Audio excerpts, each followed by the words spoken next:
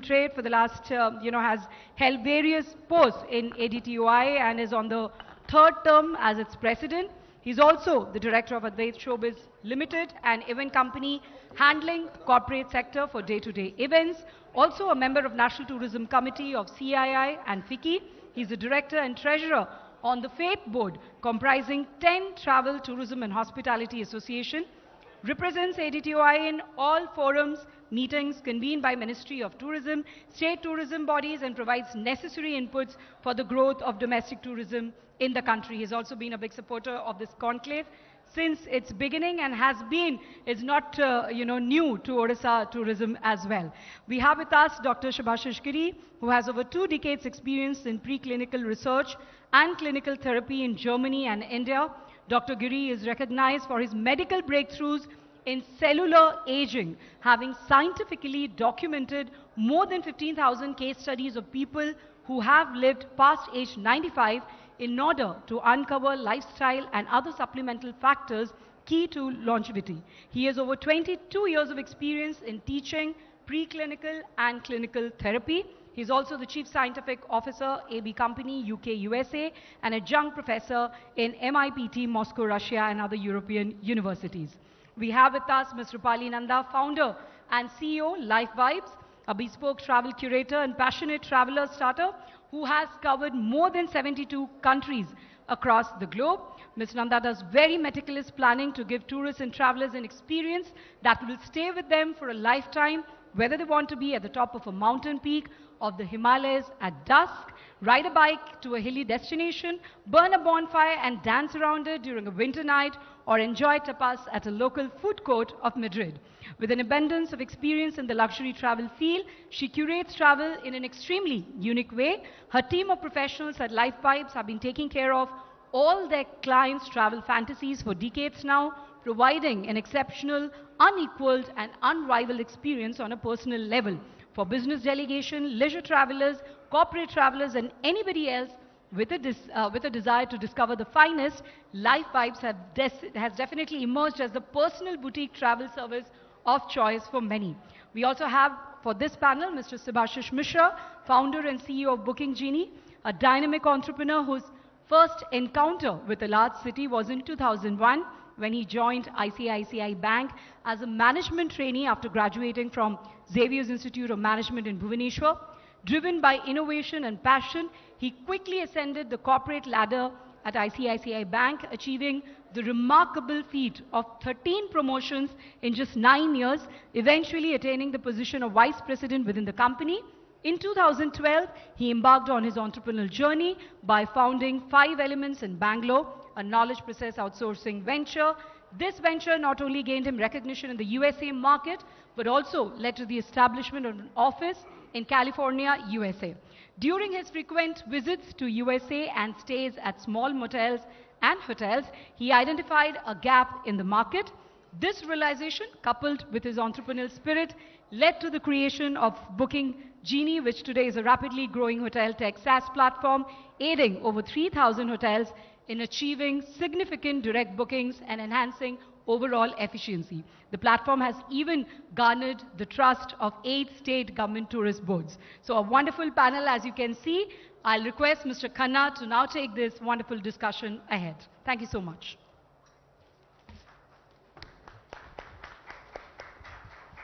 Thank you, Diksha.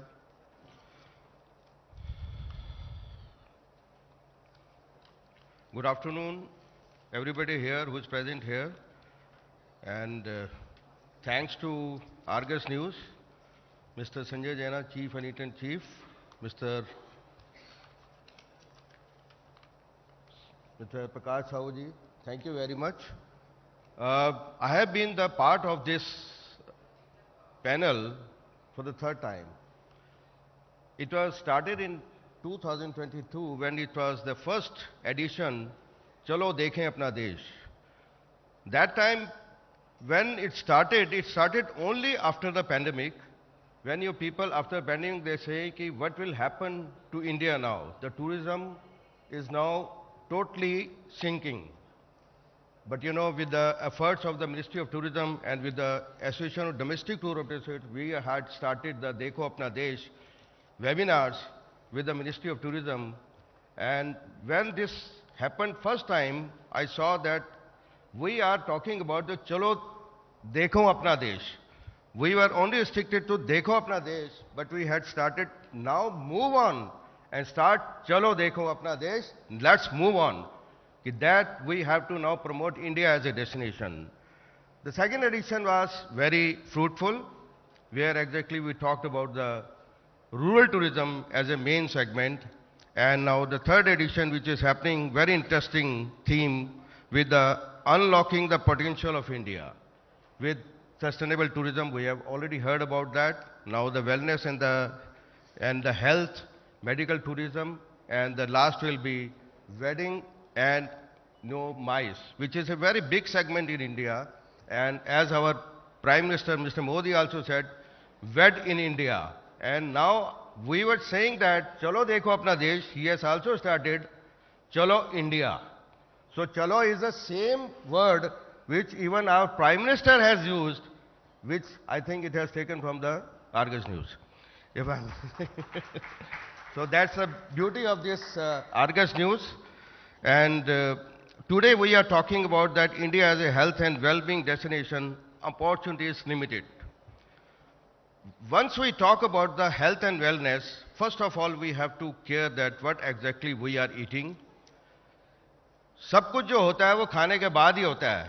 Wellness हमारी अगर होती है, अगर हमारी हेल्थ अच्छी बनती है, अगर हम अच्छा खाना खाएंगे, तो that is the we are also passing through the millet year, which is a food basically. And let me tell you, health and medical tourism is one of the fastest growing industry in the world. And all the developing countries are paying attention to technology advances and quality services in the healthcare and well-being sector. But only the thing is how we can make it a very progressive wealth and health segment once we have a support of the local government and support of tourism sector, because we are talking about the medical tourism or the wellness tourism or the health tourism, then we need also the support of the tourism sector and affordability in accessibility of high quality medical services in the health sector. Let me tell you that global wellness industry, and in global wellness industry, the data in 2017 was almost about $639 billion US, and now it has come to $919 billion with a growth of 18%. But let us see that India landscape for the medical with tourism is only at the 10th level. At the 10th ranking is India is 10th at the moment. But how we can really grow? There is because India has a USP.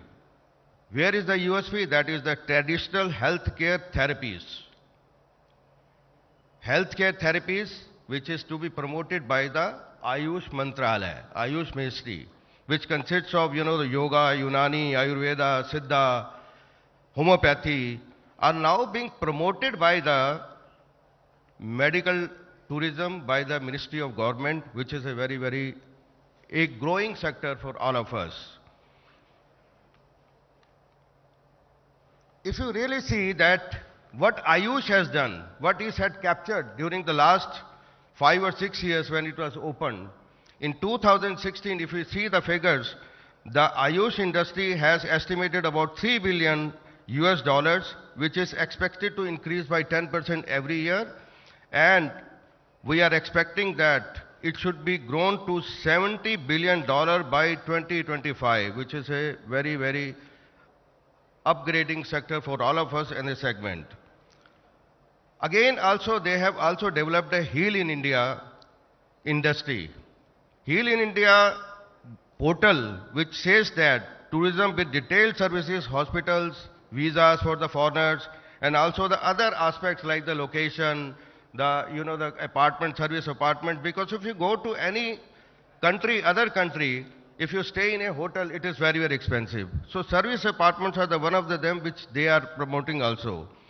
Apart from that, the India such a size that offers a world-class facility. If you really see, India is providing a world-class facility with professional doctors, nurses, and the other staff.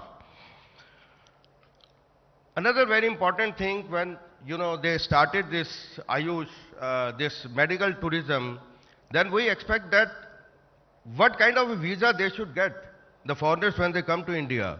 So let us see that by 2023 there are almost 2 million visas were granted from the 78 countries, generating almost about $6 billion. And we are expecting that it should be reached by $13 billion by 2026. And India has a lot of hospitals, clinics, everything is there. But the healthcare sector, how to promote that? India has emerged as a prime destination for medical tourism around the globe. The services offered range from executive health packages. When you come to India, there are a lot of packages which consists of the executive packages, the budget categories, everything is there.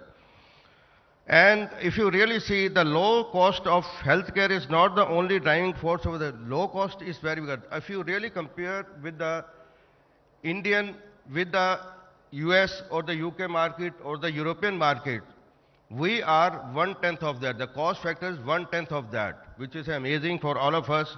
And also, we should say that over 60% of the medical, the tourists in India are catered by the top private hospitals, like Max is there, Fortis is there, Apollo is there. So these are the main hospitals, but exactly we have to reach to, if we are talking about the rural tourism or if we are talking sustainable tourism, then we have to go to the villages also to create a kind of a budget packages to open that, the apartments so that people when they go there, they really find that it is really budgeted. And main market of India, which is coming for the medical tourism, is from Africa or from Oman or from maybe other 2-3 countries. Basically, they are parting about 70% of the medical tourism in India. And common factors and procedures done in the Indian medical tourism is, everybody knows that we have a orthopedic surgery here, cardiology is there, cosmetic surgery is there, dental services are there, cancer and oncology is there, and eye, like the LASIK, cataract, everything is there. And general surgery, bone marrow transplantation is also there. So these are the factors. If you really compare with the US, UK or the European markets, we are very, very cheap. I will just give you an example that I have taken from data that cost of the medical treatment in India, if you really go into US for the angioplasty, it costs you almost $55,000, whereas in India it is only $10,000, which is average saving is 78 to 80%. The same way if you go for the heart bypass surgery, it is almost in America, it is $120,000. And here it is only $9,000. So taking into consideration all these things, that what exactly we are standing today. We have today experts, those who can really highlight us about that. And particularly my students, boys and girls, you are the future of this country. And you have to listen that how we can really promote the health and wellness tourism in India. We have everything is there. Ayush Mantralaya is doing something, as allopathy is doing something. So we have to understand which is the best part. And you have to understand, because tomorrow you are the people, somebody will become the doctor, somebody will become will be in the hospital industry. So different things we have to take in care into that. So not taking much time, I would like to first of all invite Mr. Shebashish Mishra, and let me introduce you that exactly he is basically a TEDx speaker and a CEO of the Booking Genie. Booking Genie is a portal basically, which is a software company, and he's a technical guy. And sir, when we are talking about the wellness and the health sector, about that, what would be the scope of your contribution to the industry, the segment of the niche tourism? Because medical tourism, if we are talking, we are talking about the niche tourism. That exactly is that. So I would like to be with you, Mr. Mishra, that provide us the medical data, how we can really promote the India as a destination in the wellness and the health, and what kind of data you can provide to us. Thank you. Sure, sir. Thank you for this opportunity. And if I will more come in the context of technology and marketing.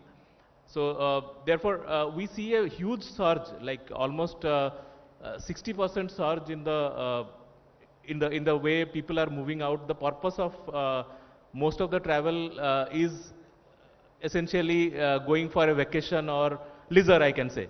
So this leisure, normally you have option of business or leisure. So we see 60% growth in the leisure segment, and if you deep dive into that leisure segment, almost out of that 60, again another 50% are going for wellness.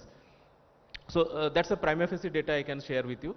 However, let me go little step further in terms of a marketer. Like it's already established, and no need to talk about that. India is the destination for wellness and mental health, and you talk of hospital like wellness tourism.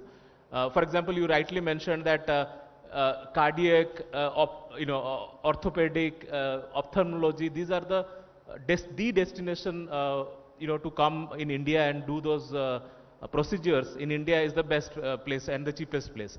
I'll give an example. One of my investor who sits at Singapore, he will come to India just because of a treatment of his eye. Even an eye test costs 1/10 of what it costs in Singapore. So he would come here and have a tour also and do this small alignments in India and then go back to US. So if he's not alone, there are millions of travelers doing the same thing or having the same trajectory. So let me come into the marketing. Like it's already established that India is the destination for wellness. How does the journey of a person starts? That's what I would emphasize on. So this journey starts with a dream that yes, I want to be well or fit or better, and it has more been evident after COVID-19. People want to be more immune, people want to be de-stressed, and they have seen enough in the COVID-18 months. So it always starts with a dream, and then it comes to a planning stage. Post planning, they go into booking, and here is the booking is already the decision has been done where to go, whether it's Kerala or Meghalaya or Uttarakhand or Himachal. They have already shortlisted, and it's just a booking. Now the post booking and experiencing that wellness or the benefits of that travel, they would love to share. And social media has become a very important and inevitable part of everybody. So that sharing has happened. Post experiencing that, they share in the social media, and this is very important because the sharing of that person through visualizing that sharing of that person, somebody else's dreaming starts, and that's the cascading effects or the dominoes effect I am trying to tell you, that marketing is essential, and then sharing that thing is very essential. I would quote one of the director of tourism in Kerala, whom we very closely work with, as far as a technology partner is. He was sharing that, look, Kerala does not have, its USP is not elephants, its USP is not backwater, its USP is not mountains or forest.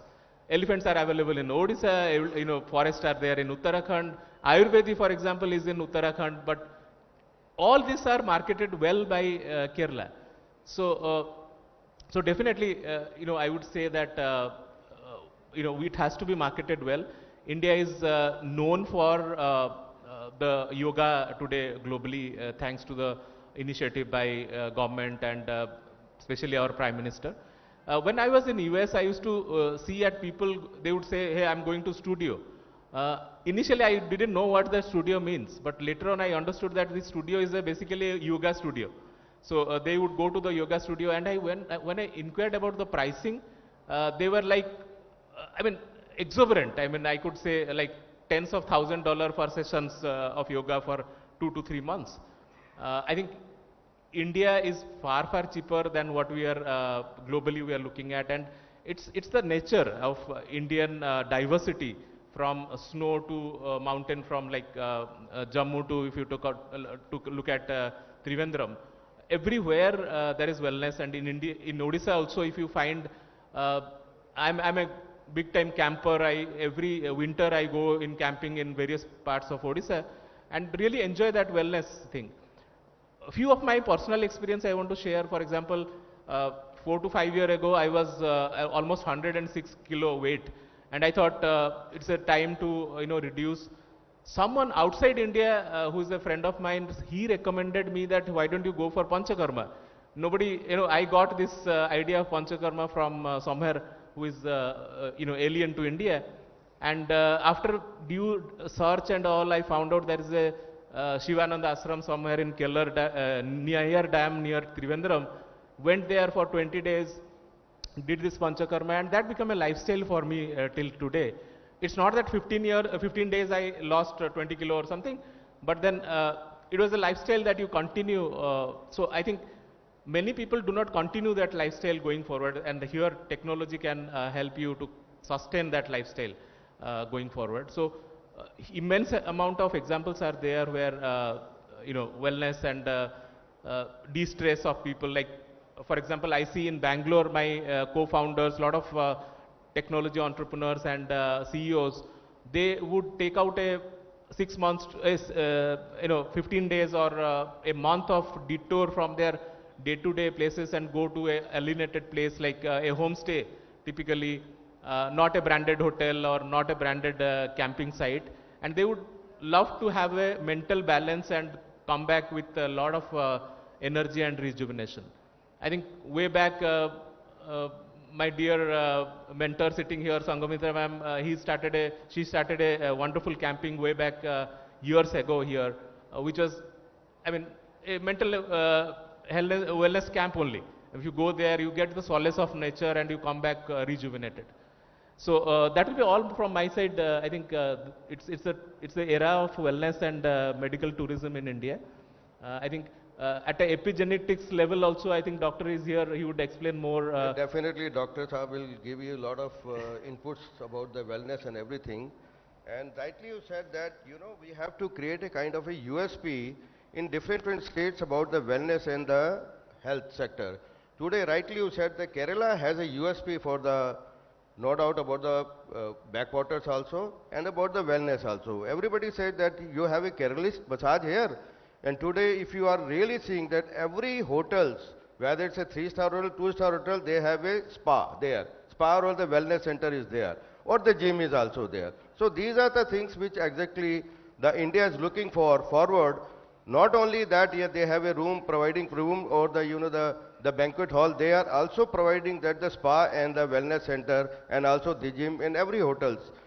Everywhere if you see, then when we go for the, even on the Google to see about that any hotel or the booking.com, something like that, we also look whether there is a gym there, because India is a very young country with 35 years old, 67% of the people are here below the 35 years. So all the youngsters, whenever they go for all the vacations, they always see that there is a gym there, all the health center is there. They are very, very aware about that they have to look. Rightly you said that you were 106 kilo before that, and after doing the Panchakarma, now we can see, I think it should be 80 about, if I'm not mistaken.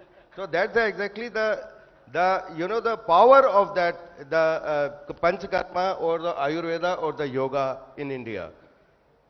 Thanks, Mr. Mishra. Now coming back to Rupali. Rupali Nanda, she is a founder of the Life Vibes. Vibes. I don't know what kind of vibes you can give to our, the people here, sitting here. And a lot of youngsters are here. And basically, what contribution of your company dealing with the travel and tour basically, and to promote the medical and the wellness and the health sector in the country? The growth rate of the patients from abroad is now increasing. If we are talking about Chalo India, that we are talking about the foreigners also, a lot of foreigners, they want to come to India. But generally we have seen that foreigners are looking for the Ayurveda, particularly if you see from the US, UK or the European market, they only come for the Ayurveda. They don't come for the allopathy, because allopathy, treatment is everywhere in the world. Though it is very, very expensive there, and a lot of people out of 30 to 40%, they also come because India is a very cheap country.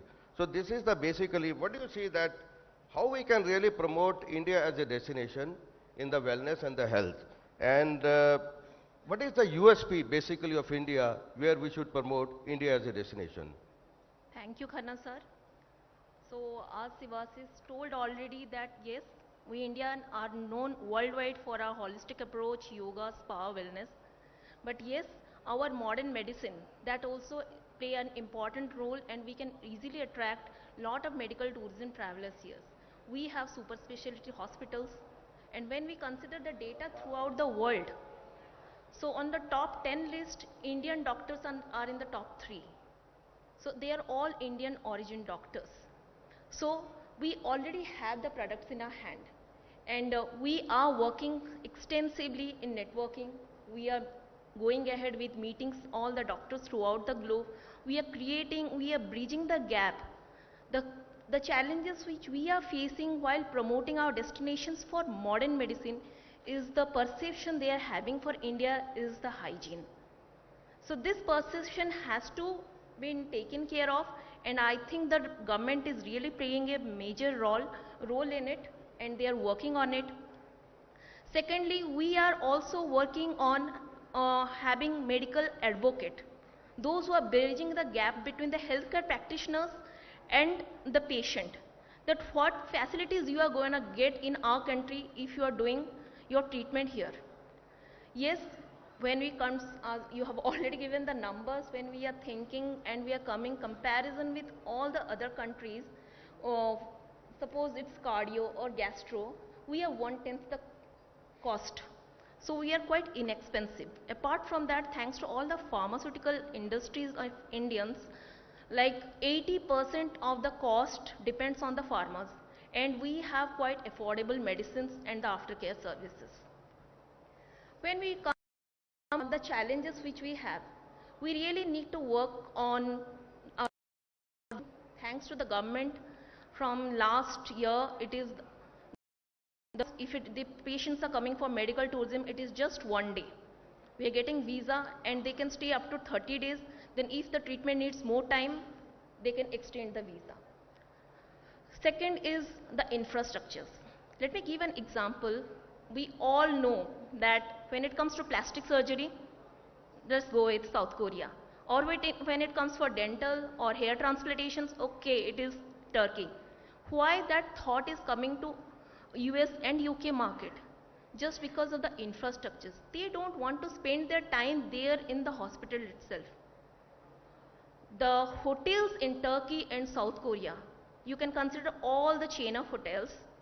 The 70% rooms are service apartments. You can take Marriott or the core group, they are all service apartments. Patients don't want to stay in the same hospital and take the service. Rather, they want to stay in their comfort in the hotel and they can have their own home cooked food cooked.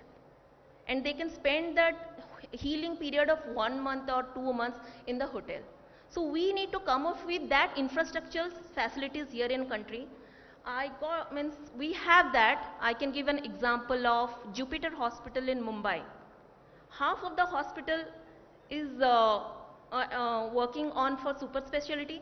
Second house part is given to Fortune Hotel. And they are all service apartment, they are interlinked. We should really come up with such products like that. Like our medical hub in India is Chennai. 25% of international African market is coming to Chennai.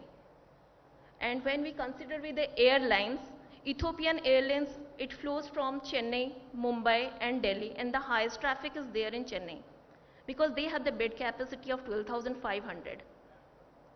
So this is the thing where we really need to work on the infrastructure. And the upmost is our insurance sector.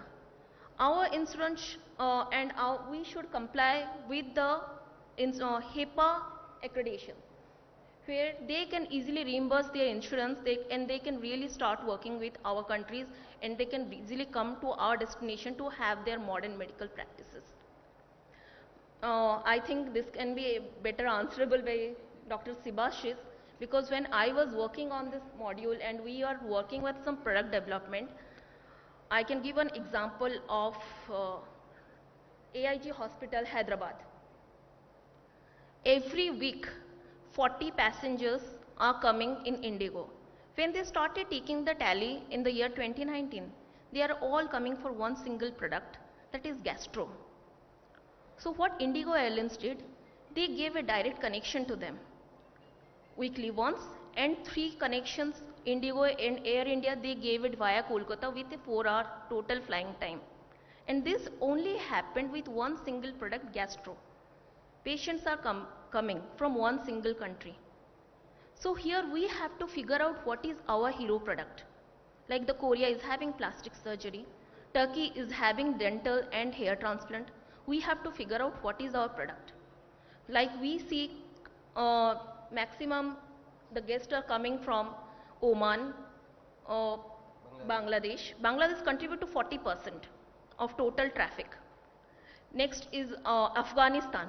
Afghanistan, 90% visas are just medical visas. So that's contribute a lot. But if we are thinking to target US, UK, European market, then we really need to work on the insurance and also the infrastructure structures. Off to you, Sibasis. I hope you can go ahead with better with that. Yeah. Very well said, Rupali. Yes, of course, a lot of things with that. The USP of India, what exactly you said, is Enco or the cardio or maybe the gastro. As rightly you said, the Korea is the USP is plastic surgery. What I heard, and Turkey, if you see that the dental is their USP. So we should also make kind of a USP in our country. But tell me one thing. India is a very big country with a population of 140 crores, and also that if you globally see, a lot of people are coming from abroad, from UK, USA. Why can't we target? We'll take it later on. We'll come to this thing. Just I am for this information. And very rightly you said that today, whenever we go to any big hospital like Apollo, Max, Fortis, when we enter that hospital, it looks like a 5-star hotel. Are you agree with me or not? It looks like we have a cafe, and I had gone to one of the hospital in Delhi, I will not name, Haldiram was there. एक तरफ तो छोले भटूरे खिला रहे हैं, दूसरे तो बीमार कर रहे हैं.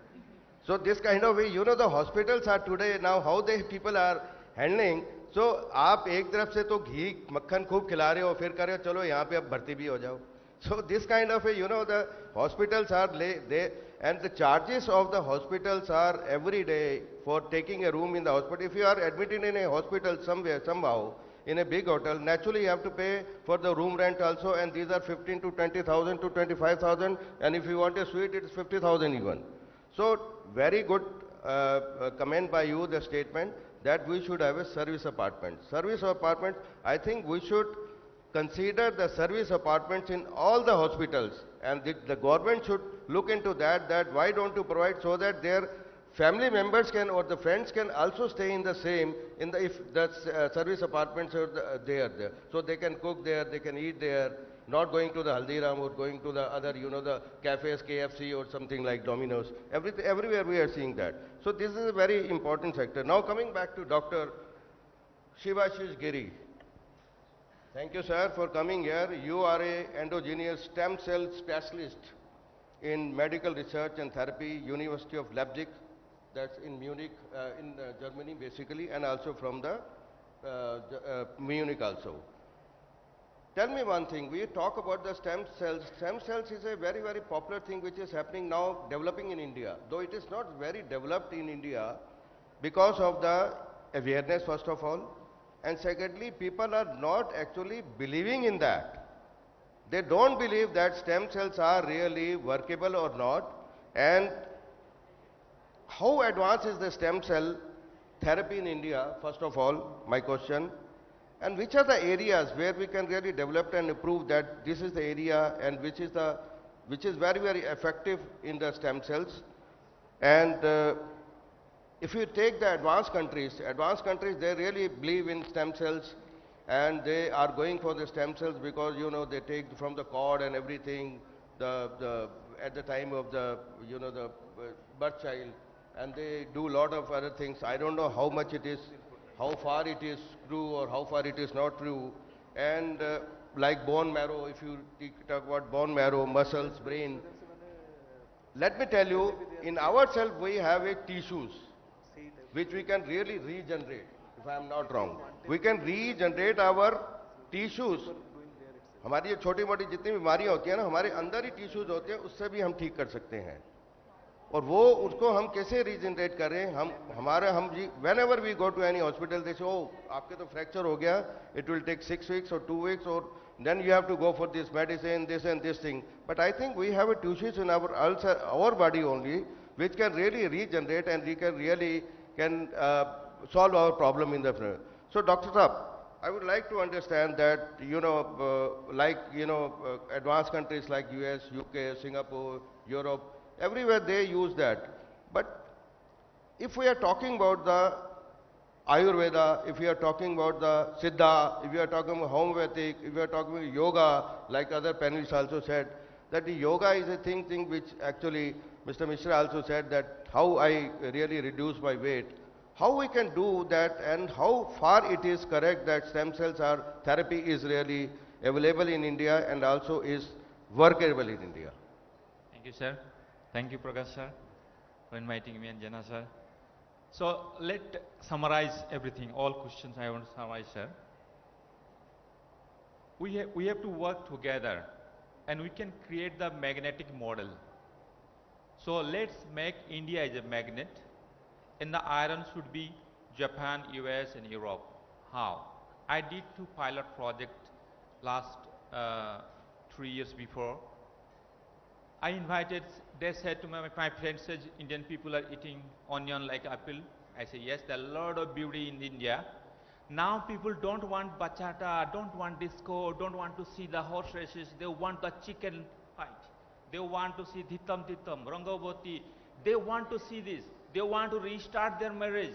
They want to, when they was in India with me, because we set the mango model, mango tourist, like they pick up the mango and then eating, and they say, yeah, it looks very good on screen. Yeah, you can use a soap. All of them and everybody, they use a soap. They enjoy it, and after that they come, like their relatives come. There is hundreds or 200 people are coming, their relatives. So it's chain like a nuclear bomb. We can do like this. So I would like to share one thing, that's let's create a new model. New models means we should not download from Google everything. We can download from space. It is a little bit complicated, but you can realize you can benefit. I did it. So what I did it, like people don't want, look, we are just taking the clothes, this one is just 60 years or 70 years. We feel more happy when we have no clothes. They know it. You will also feel better. They want to wear some leaves, they want to dance, they want to speak with these road street people. They love it. They want to have hands, they want to hug it. They love it. Believe me, even the billionaires people, they want to come it. What you have to do, they don't want to see 5-star hotel. You can just make a small, like a small house, cottage house, small. Even in non-door, no problem. They love, we have in Mexico, it's called Nomad. The cost is $2,000 per night. It's working very well. Like 5,000 family are permanent customer our, and I'm the advisor. And what I did extra, that let's explain the connection from the space. They think that I can do everything. Then says, I'm not architect. Still how I can use these models, and it's working very well. This is why I should do something. Okay. I say, let's make a 1 separate rooms. Then we make a sand house, and then the walls with the crystals, and then 2 people or 3 people can sit over there, and we make a small waterfall, and it's working very well. Because the condition is you need to take the blood, and then when you go holidays, after then they take the bloods. It's amazing. People want to really, they don't want this all sophisticated. They don't want shopping also. They want to spend money on this. Like, they don't want to use lipstick as well. What is this? I said, this is our Indian lipstick. They said, we want. They want sari. They are fed up with short dress. They are fed up with disco. They want like this. They said, beauty, really beauty is inside. I said, huh. So they love it. For example, if one of students, if you want to make small website and make startup business, and then you can say, okay, I have mango model, or I have a travel dance model, or I have any model you can design yourself. You can make a small houses. You need less than 5-10 lakhs rupees, or you can make a guest house also as well. Then you can say, okay, this is my thing, these things, okay, I can invite the travel people there. I don't know why they are happy. I took to the Similipari village, And they said, Sivasis, let's come tomorrow again. I said, what is the beauty? What do you see? We have seen one tiger and some lot of monkey. And then I said, oh, these people, you think we are the monkey?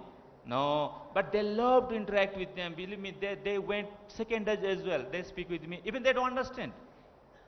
They were just taking the photo. So we make for example, we make a house, and then we make a website, and then say, okay, I make this, maybe like what is called, it's mehendi, anything you can design yourselves. The whole world, the Western world, they are looking for something different.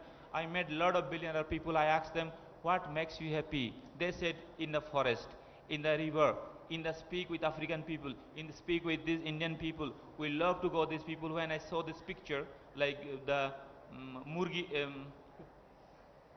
fight, maybe everybody knows it.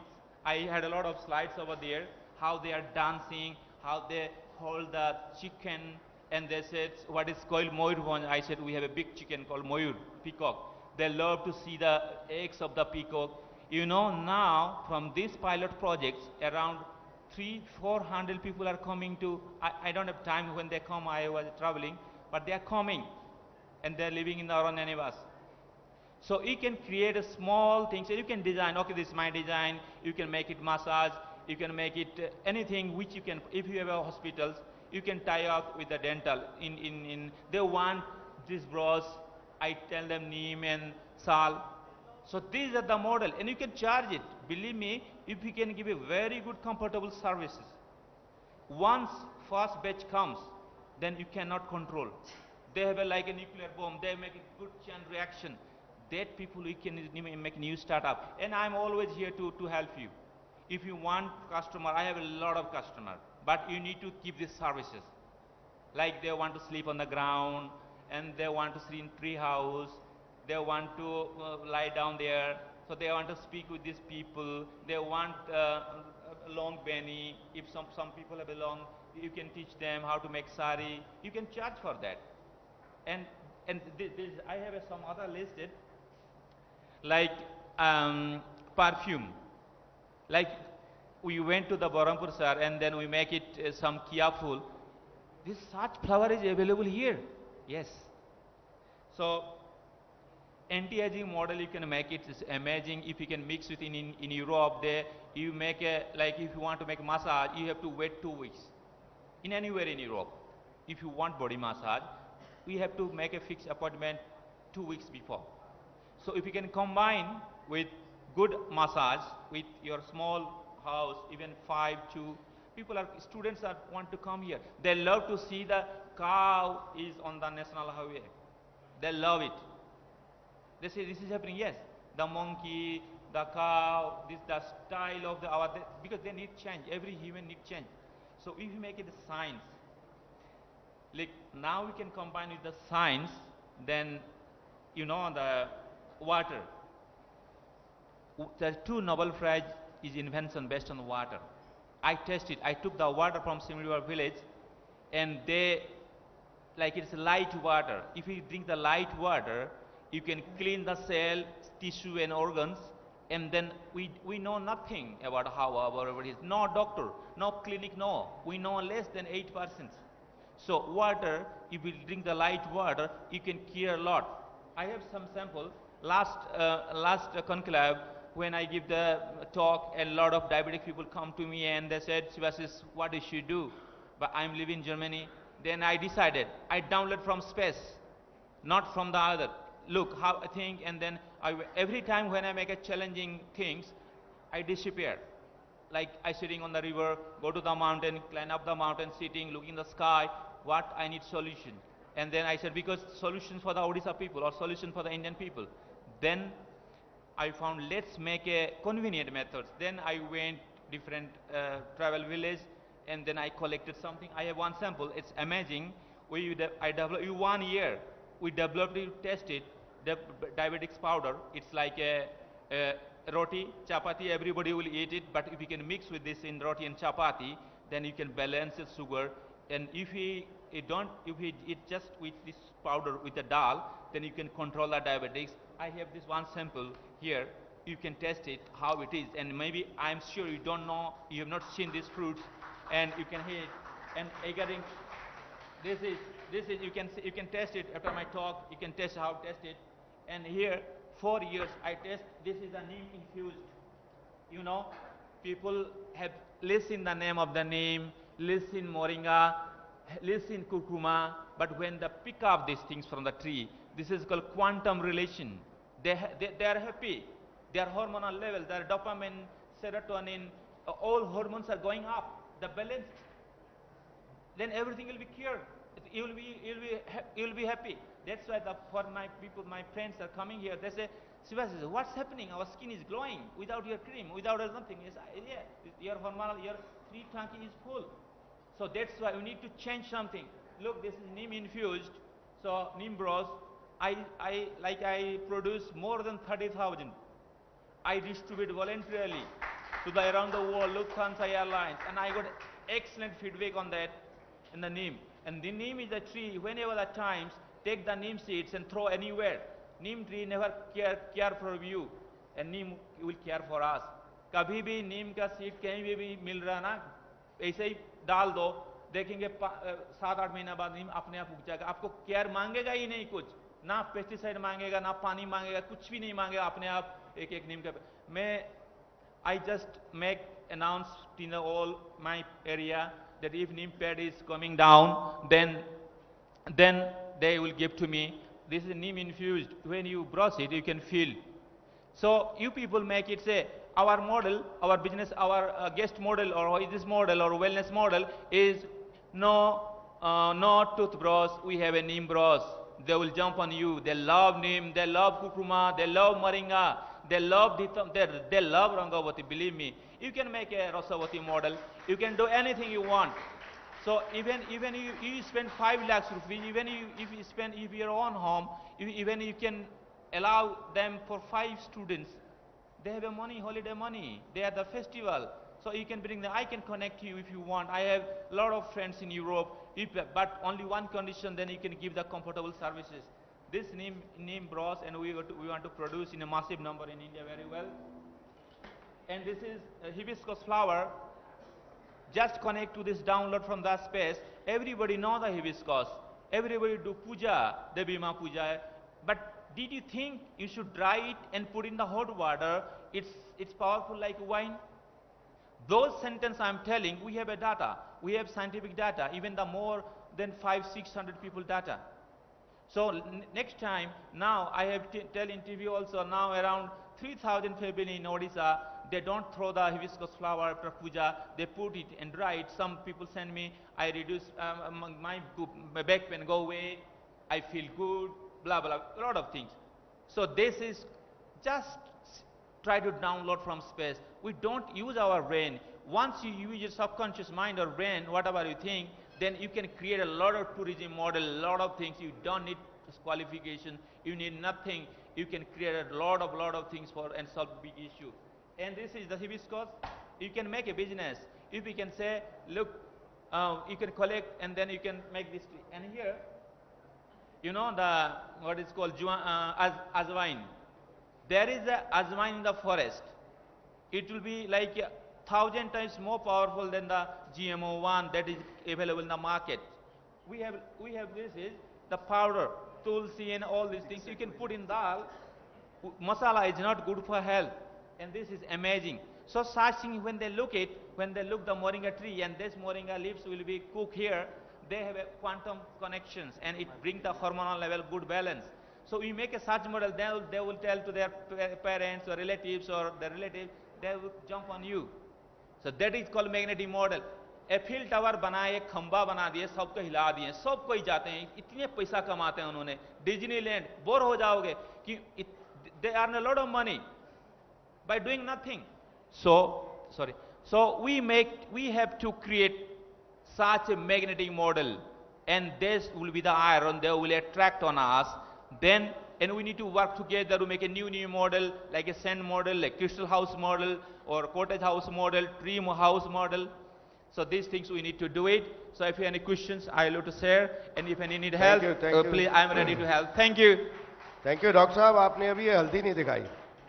Haldi is a, India is a full of herbs. And, we have almost, I don't know how many people know, Himalayas, what we call it, India has a 73% of the Himalayas in India.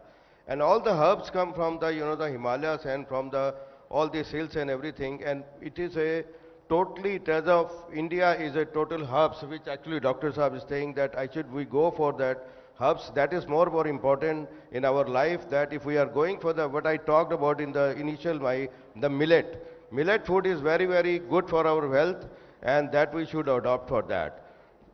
Another thing, that now the last only 2 minutes I will take, I will start from Rupali.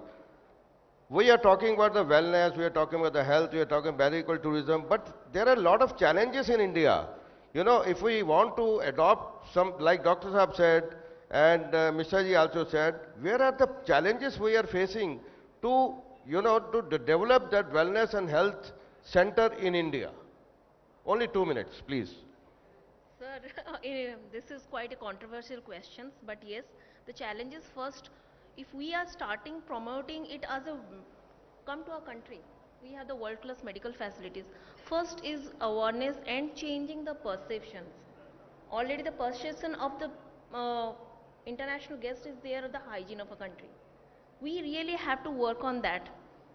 That we have to change the perceptions, their thought for our country. No, you are going to get the world-class facilities here.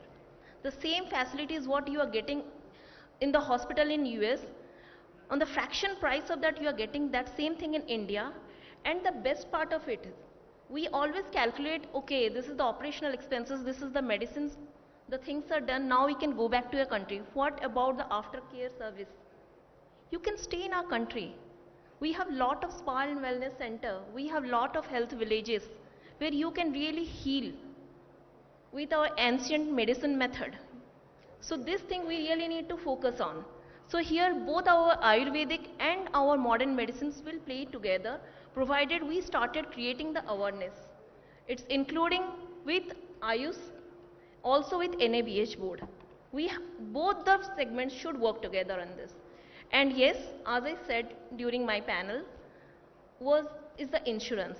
We really need to work on it, because when I was working, we are starting to have a video conferencing with the patient, and they need someone with the HIPAA compliances.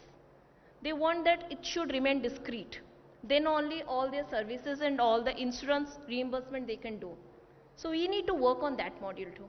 Thank you, Rupali. I think you very well said that insurance is one thing which I think every hospital should do once we admit there. Apart from the hygiene is a very, very main segment which exactly we look into along with the infrastructure also it should be good.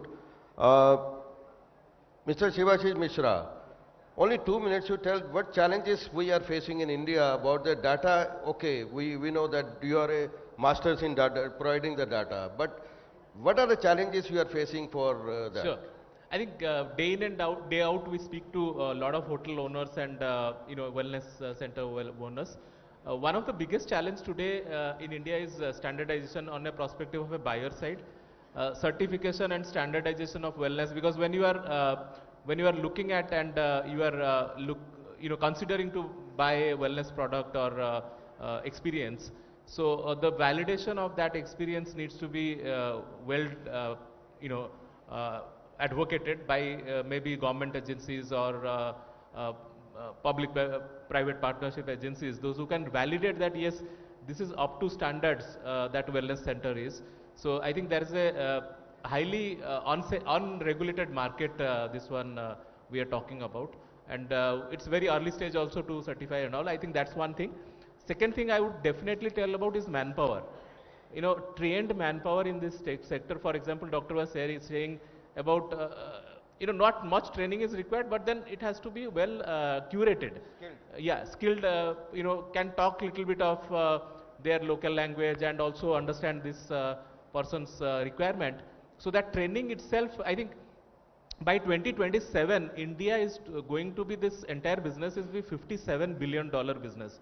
Today it is considered like the entire hotel business we are talking about is just 27 billion today. In next 3 to 4 years you will see huge surge. So it will have immense demand for this manpower skilling, I think that's very, very important today. Before I wind up, post these two challenges, I think insurance, US people will not come to India because they cannot claim insurance, even if it's 1/10 of the pricing. They would prefer to have the 100% cashless benefit there itself, even if it's 10x costlier.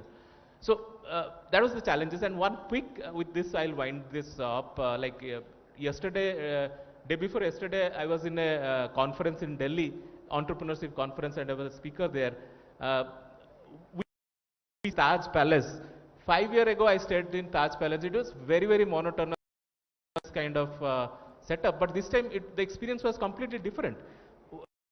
Wellness experience. The moment we checked in, I was this time not offered a soda or cola. I was rather offered a beetroot juice, concoction of some beetroot with turmeric and all. That was in the welcome drink. And in the room, I had the similar brushes of neem. The plastic brushes in Taj has replaced by wooden brushes and neem infused brushes. And the most important was throughout the toiletry, forest essential was there. So all these bio products have been already getting into. So if you want to really market and make monies today, you have to have a flavor of wellness everywhere.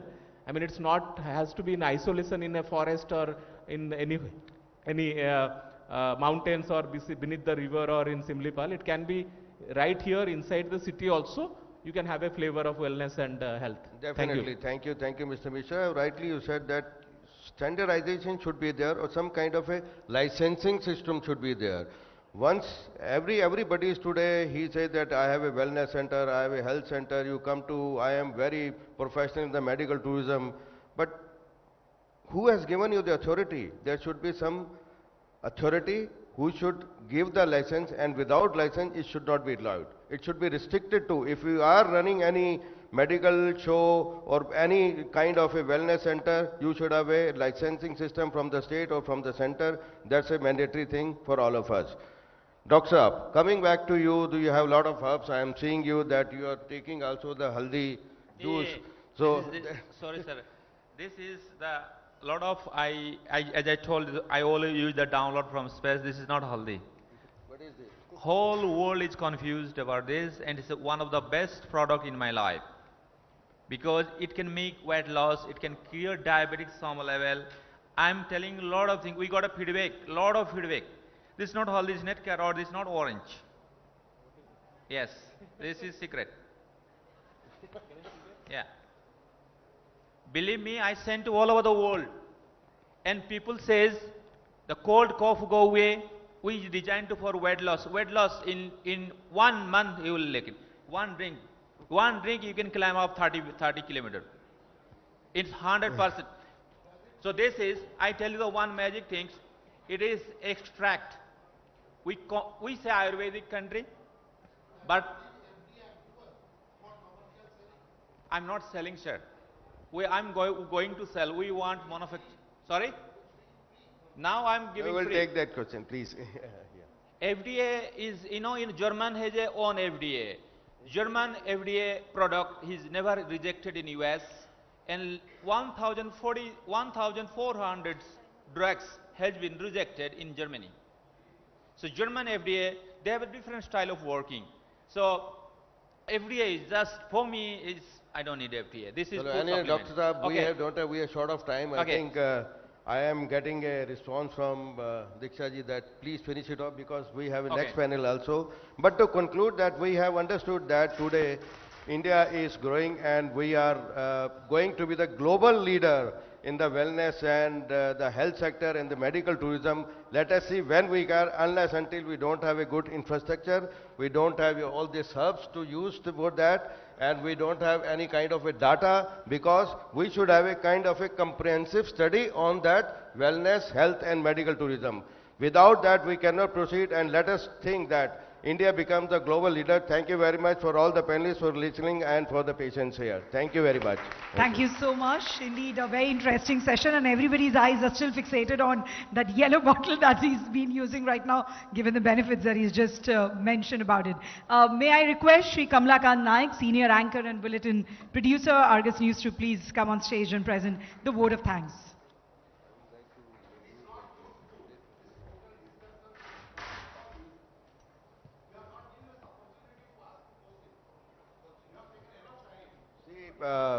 In fact, you know, we don't have time. That exactly we have next session. But yes, of course, if we have a time, let us. Can we have one question, one or two questions, maximum two questions? We'll take 5 minutes. Not sir. Only will take 5 minutes. Please allow us. Please, if you can really allow us, sir. Thank you very much, sir.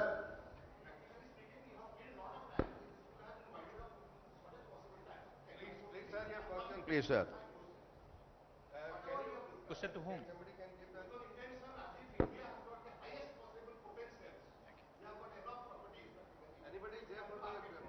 Sir, these questions to everybody or specific? Okay. Okay, sir.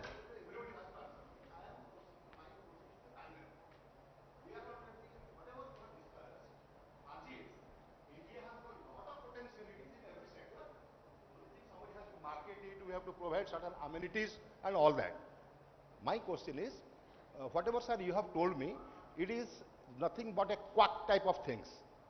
Should be standardized, honestly to be taken by the international people, those who are coming to India for treatment, maybe medical treatment or Ayurvedic or massage and whatever is there.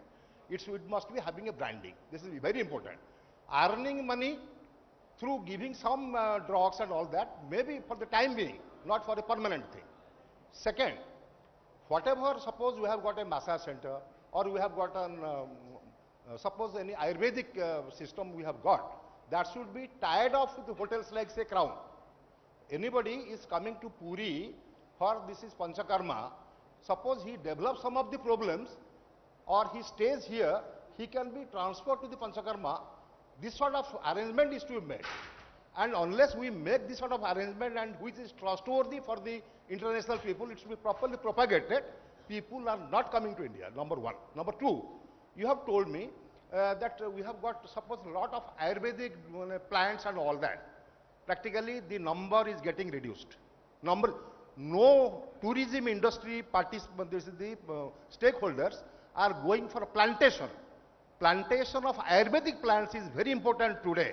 It will be giving the plantation at the same time Ayurvedic drugs also. But we are never giving. We have to create and we have to utilize. Thank you. I will not take much time. Thank you. Okay. Should I answer? Can I answer? Okay. I agree with you, sir. But thus I explained to the youth model, they can create such things, standardizations, everything, it can be. Now, we make a two project in nowhere in Mexico and one is Philippines and one in New York. First, they want with science and all standardization approval with European Medical Agency, FDA or Indian, that will be all in regulations. It's no, those things are, we don't want to go FDA actually. Those lists are on vegetable. We have a food supplement ingredients, so I can tell you eat broccoli. I can tell eat broccoli with apple. Those things. What we did it here with the extraction, like we put the methi overnight, in the morning we drink it. But you can the methi extract in the market, they use solvent. So this is the combination. Like sabji mein kitna, first we don't need to go any complicated small molecule which is make a lot of complicated procedure. We can take a list. There is a, when you see, we can see the list of the ingredients which is the, I can suggest legally someone eat this, no problem, eat this sabji. The science, and then these things, and there, like a trust, like all people who want to spend 2,000, they in Nomad, we are charging $2,000, they said that give the 20% of the value for the plantations. And we are doing a lot of donate like from the trust in Africa, in Philippines and some other country, maybe some trust. They're ready. If some trust here is they plantation, I can help you. I can tell that look, this trust, they want a lot of plants and we need some money. If they look is true, then they can donate the money. I'm the connector. I can connect without any problems if I can do anything. Doctor Subhashish Giri समस्त को जय Jagannath launch पर heated पूरा discussion थिला जोटा कि दर्शक जे समस्त पूरा इन्वॉल्व थिले आउ थरे कहबी समस्त के ताली मारिबा कारण आम समस्त इन्वॉल्व होइकी सुनुथिले जे केमती समस्त कहउछन एवं समस्त निज निज फील्ड रे बहुत भलो करछन एवं मो धन्यवाद जणाय पय चाहबी समस्त को अर्गस टूरिज्म कॉन्क्लेव सीजन 3 द्वितीय सेशन थिला पैनल डिस्कशन बहुत बढ़िया थिला एबे मो अनुरोध करबी आम परिवार सीओ श्रीयुक्त प्रकाश साहू को से आसबे मंच उपरକୁ ଏବଂ अतिथि मानकु मेमेंटो देबे ଏବଂ सम्मानित करिवे।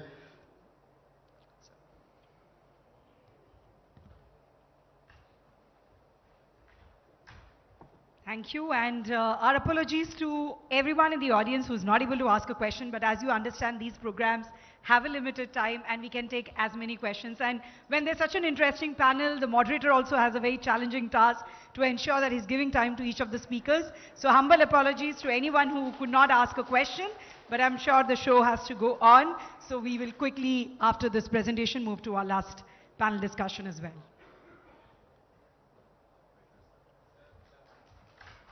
Can we have a huge round of applause?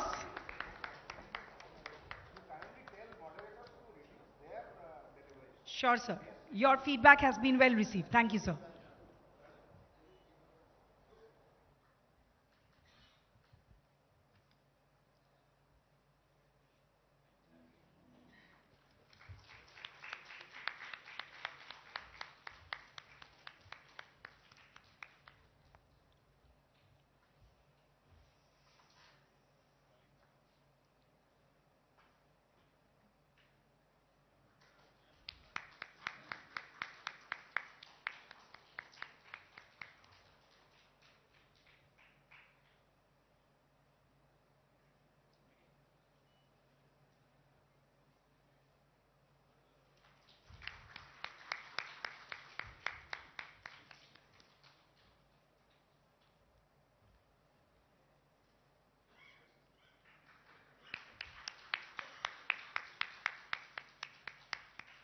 And of course, we'll quickly have a group photograph after this before we move to our next session.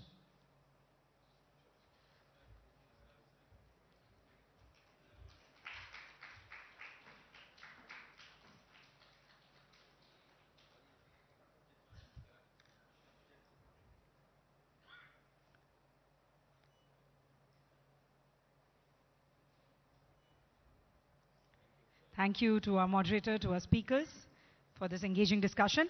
Ladies and gentlemen, we have limited time, so we'll quickly move to our last session for the day. And that is on a topic which has the entire country's attention on a lighter note, because if Jamnagar can become such an attraction, imagine the whole of India as a wedding destination. Well, that's our topic for the last discussion, India as a wedding destination, prospects and promotion.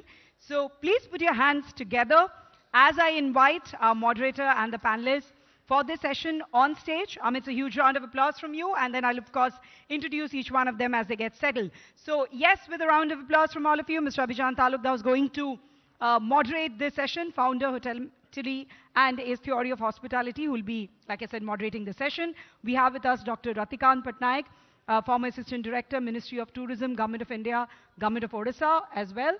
Mr. Manoj Kumar Bhoi, travel writer, tour consultant, and Ms. Oindrila Kapoor, co-founder and chief matchmaker, lovemarriage.app. So yes, we'll like to invite all of them on stage with a big round of applause from all of you as I introduce them. Mr. A. Talukdar, highly accomplished professional, everybody knows him, in the hospitality hotel industry with over 40 years of experience in India and abroad. Notably has dedicated 25 years to Bhubaneswar, serving in different hotels and contributing significantly to the growth of the city's hospitality sector.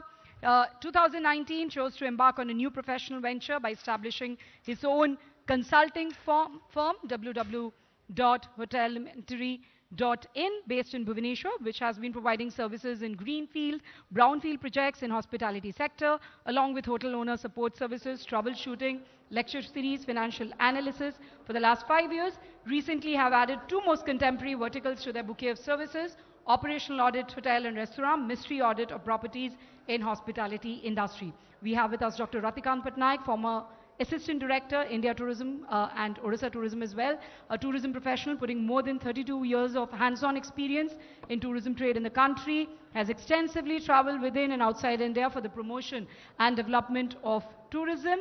He has a flair for travel writing and has contributed many tourism articles to different newspapers and travel-related journal, has also done excellent research work in tourism by completing his PhD in tourism in the subject title Marketing Strategy for Tourism Industry, a case study of Odisha, which was widely appreciated. We have with us Mr. Manoj Kumar Boi, a travel writer, tour consultant with over 35 years in tourism industry, was among the first batch of tourist guides in Odisha licensed by Ministry of Tourism, Government of India. And since 1989 has been traveling throughout India with overseas tourists from around the globe, mainly Europe and USA. A freelance tour planner, consultant for many overseas tour operators, universities and museum. He has been writing columns in Travel magazine and is also the writer, editor of Fragments of Odisha, a unique travel guide on Odisha. And of course, we have with us Ms. Oindrola Kapoor, co-founder and COO at lovemarriage.app, a matchmaker-led matrimony service with presence in 6 countries. Growing up as a daughter of a colonel, her childhood nurtured a profound appreciation for the rich tapestry of cultures within India. Despite international opportunities knocking at the door, she chose to be in India and contribute to India's growth story. Over the past 5 years, has personally helped over 1,000 individuals find their partners and has become a household name in Delhi NCR region, has orchestrated over 100 destination weddings, and brings deep understanding of what young Indians seek, from meticulously selecting life partners to curating the perfect wedding venue. So I'll request Mr. Talukdar to take this session forward from here. Thank you.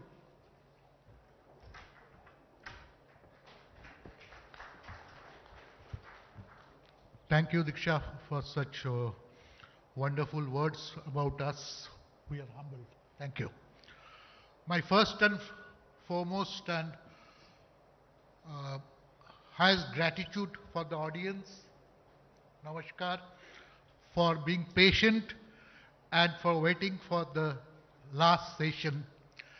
In fact, when I got the schedule from Argus News that our session is the post-lunch last session, I was apprehensive and asked Prakash that will there be any audience for us, because usually in such kind of seminar, whole day seminar, if it is a post-lunch and the last session, it is very difficult to hold the session.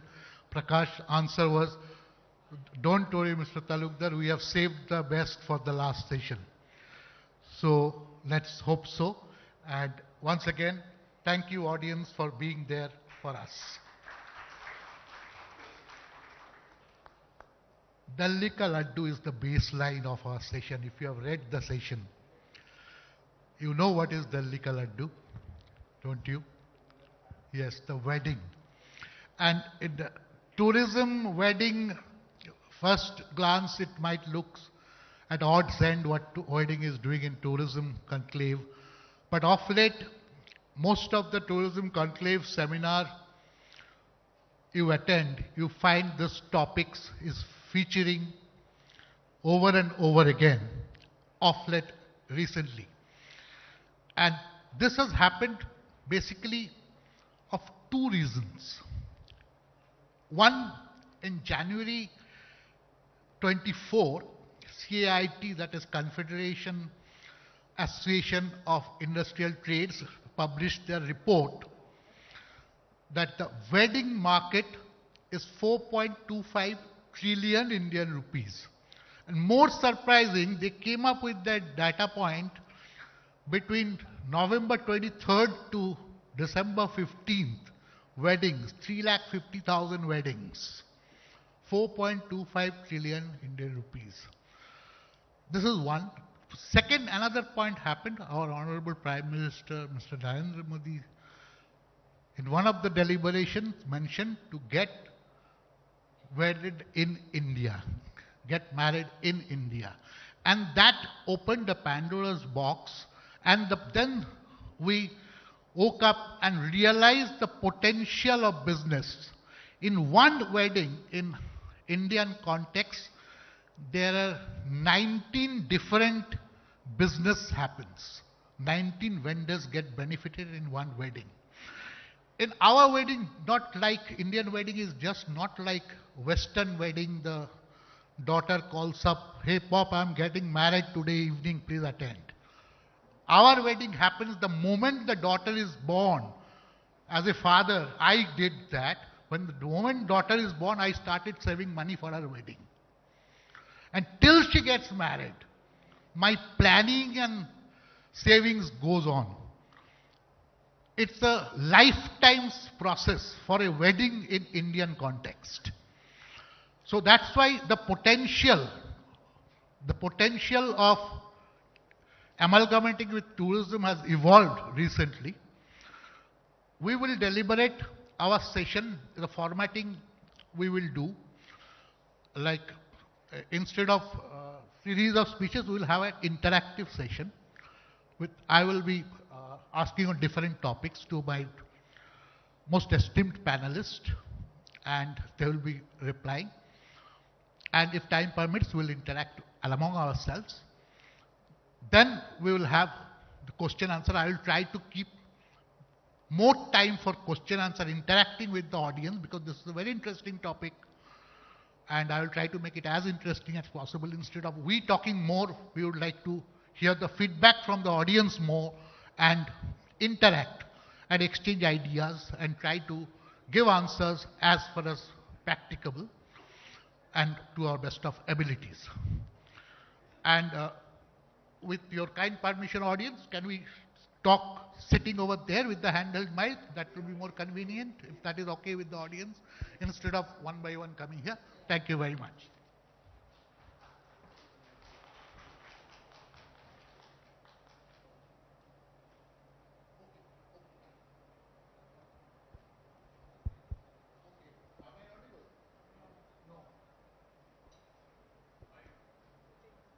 Hello.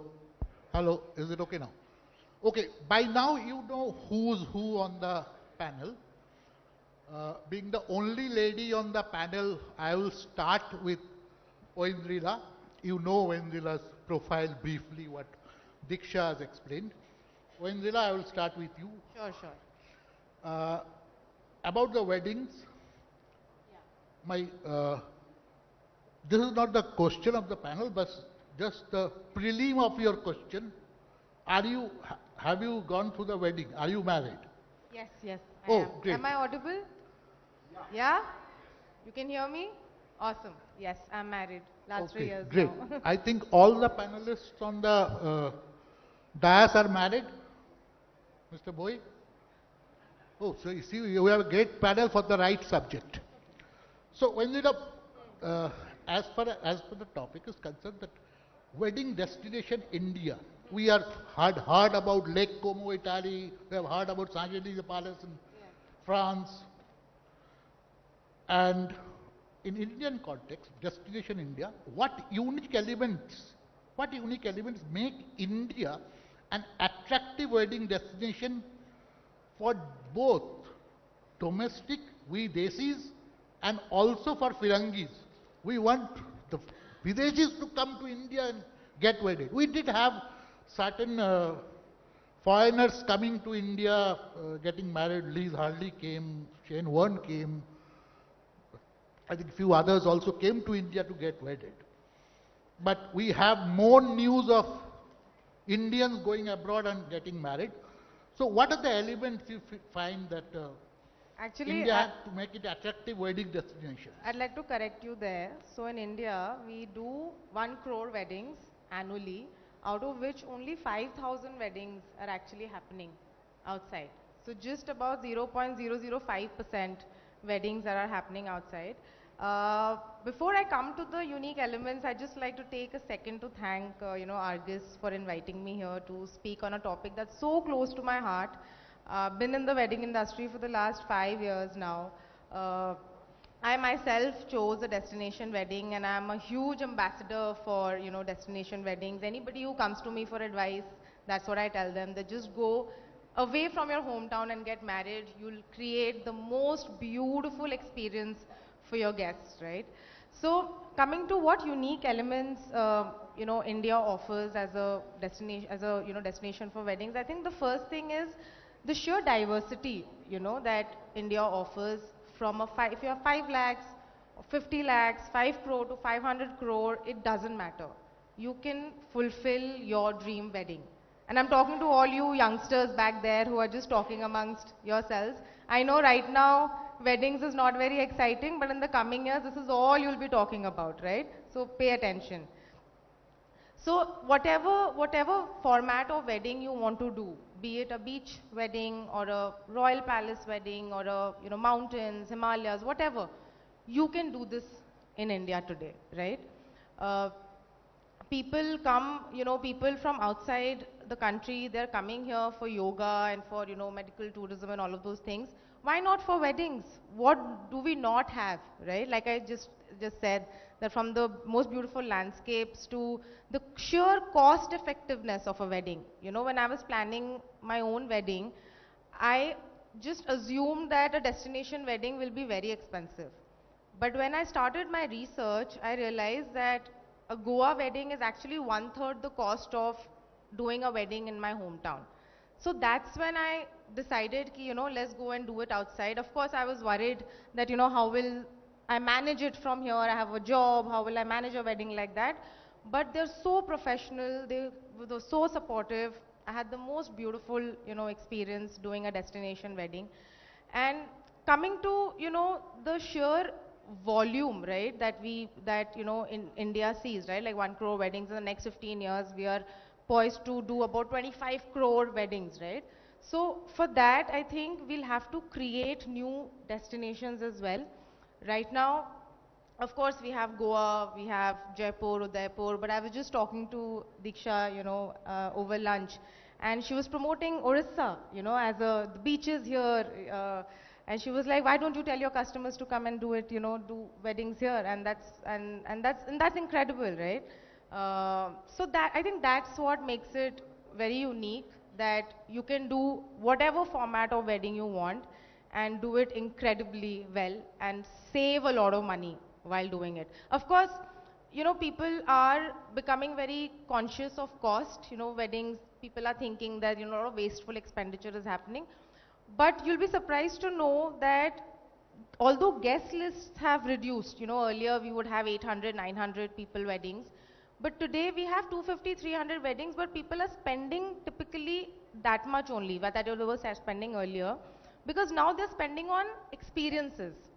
They want to take their guests to a beautiful destination, they want to make them taste local flavors, have local artists perform, give out handicrafts. These are things that I did and I see a lot of people doing it. So I think that's what makes India incredible as a destination for weddings. And I think we'll invite a lot of foreign tourists as well coming in and doing weddings here very soon. Thank you, Andrila. In context to her answer, the pointer for the audience is people who are not married, please get married. And I will go a step further, get married in Odisha. Another step further, get married in Odisha, save a lot of money. Another step further, spend that money in your honeymoon, also have it in Odisha. Mr. Bhoi, I will come to you next. Mr. Bhoi, I have gone through some of your books. They're excellent books you have written. Yeah. Congratulations. Your next book, I reserve the first copy. Okay, my question to you, Mr. Bhoi, like I said, there are 19 vendors who benefits from one vending. There are 19 different businesses gets benefited.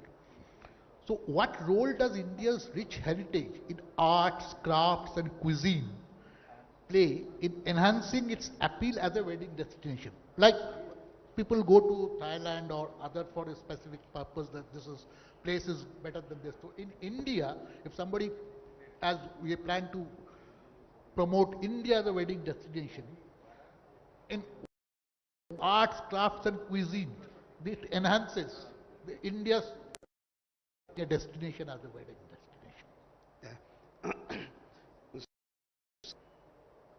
Before I answer your question, I'll just say something from my experience.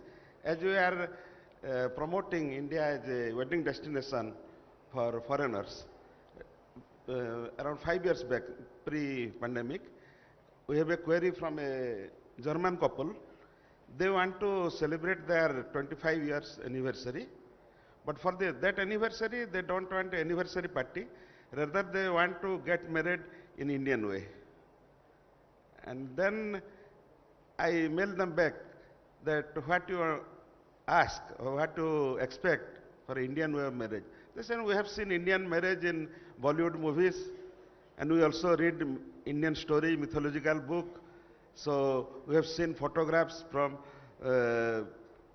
mythological books like children's book, that how Indian were getting married, or how Shiva and Parvati, or mythological marriage, or Rama and Sita. So we want some marriage in Indian way. And they first selected a place, Mukteswar temple in Bhubaneswar, but somehow the permission was not possible through ASI. It was a lengthy process. So we suggested them, let us celebrate it in a village, rural village. Then we selected one of the village in Puri district, one of my friend's village, and we performed that marriage in that village. And for that he has to feed all the village people as they were guests. We also make a marriage procession, Bharat. And in Bharat there are every type of Bharati were there. For example, in the Bharat of Lord Shiva, when he came to marry Parvati, there were gods were there in their own attire, own decent way. There were all the ghosts and Pisacha and others in their way. There are common people. So in that particular marriage also some people are overdrunk. They were creating nuisance. But we say it is part of the marriage. And then that particular marriage, it was a almost half-day affair in that particular village.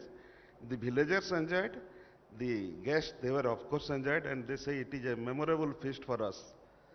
What I want to tell that when we organize a marriage in a particular destination, it is the marriage venue, of course, we pay them a lot. Marriage venue, they get benefited. The cooks who cook the food, and then we try to provide them the local cuisines, they get benefited. The people who come for marriage, they buy local product, like for their own attire, local handloom sari or jewelry or other things, they get benefited. So it is the whole society, they get benefited from a marriage function. Of course, the transporters are there, the people who arrange the accommodation, they were there. So they all get benefited. In the old time also, in our rural marriage, people are asking for traditional jewelry. Dr. Meher is not there. I want to tell one of the local saying in my hometown, Bargad. Before 50 years, when Mr. Meher, his grandfather was there, he was a very famous weaver. And Barpali, the place is famous for weaving, also famous for jewelry.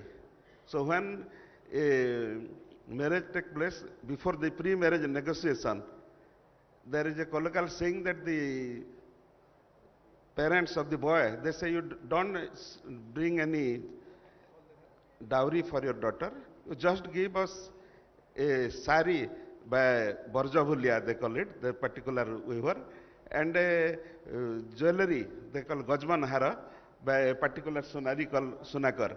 Sunakar Sunare gute Gajman Hara, a Borjabhulia gute sadi dei parbo, morji, torji ke amanmo. That was the colloquial saying. That means you have to give that much. So what I say that the local jewelry, local handloom, also as a gift or as a return gift, they are giving local handicraft. So the whole society get benefited from a marriage. So marriage itself is a big industry. And at present, it is also expensive and people are spending a lot. So it will give a boost to tourism for any place, for any destination marriage. Your experience is unique, but I believe the same experience is shared by...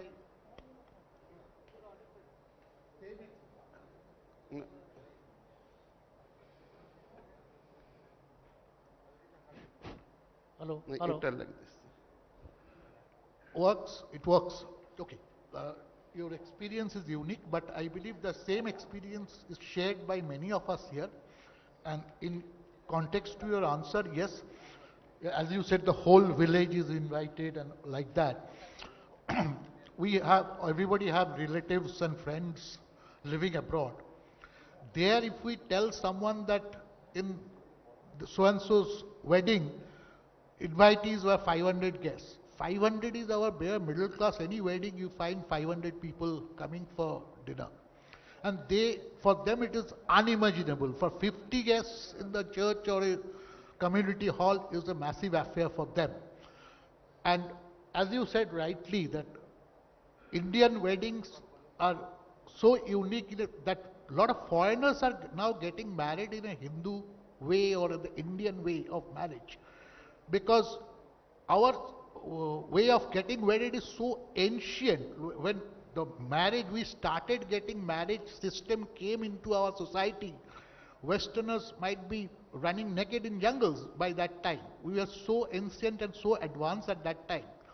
And the pointer for the audience in context to his answers, the people who are not got married yet, before getting married, please remember, our every marriage rituals are very, very scientific.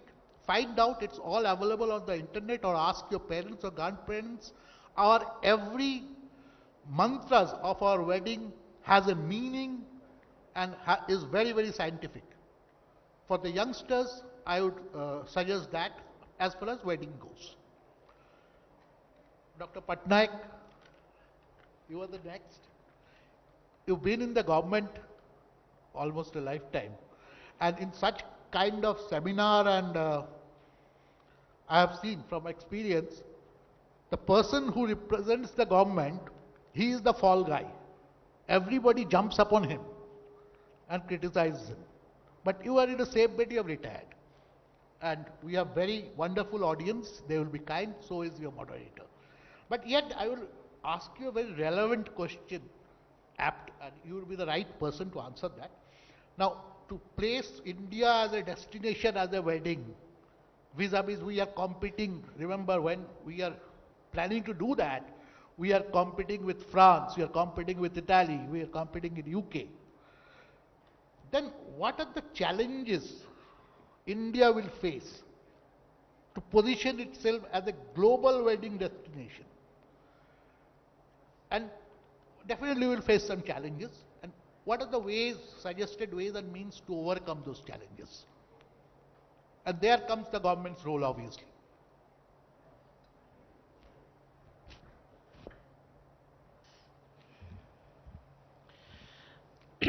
Thank you, Mr. Talukdar.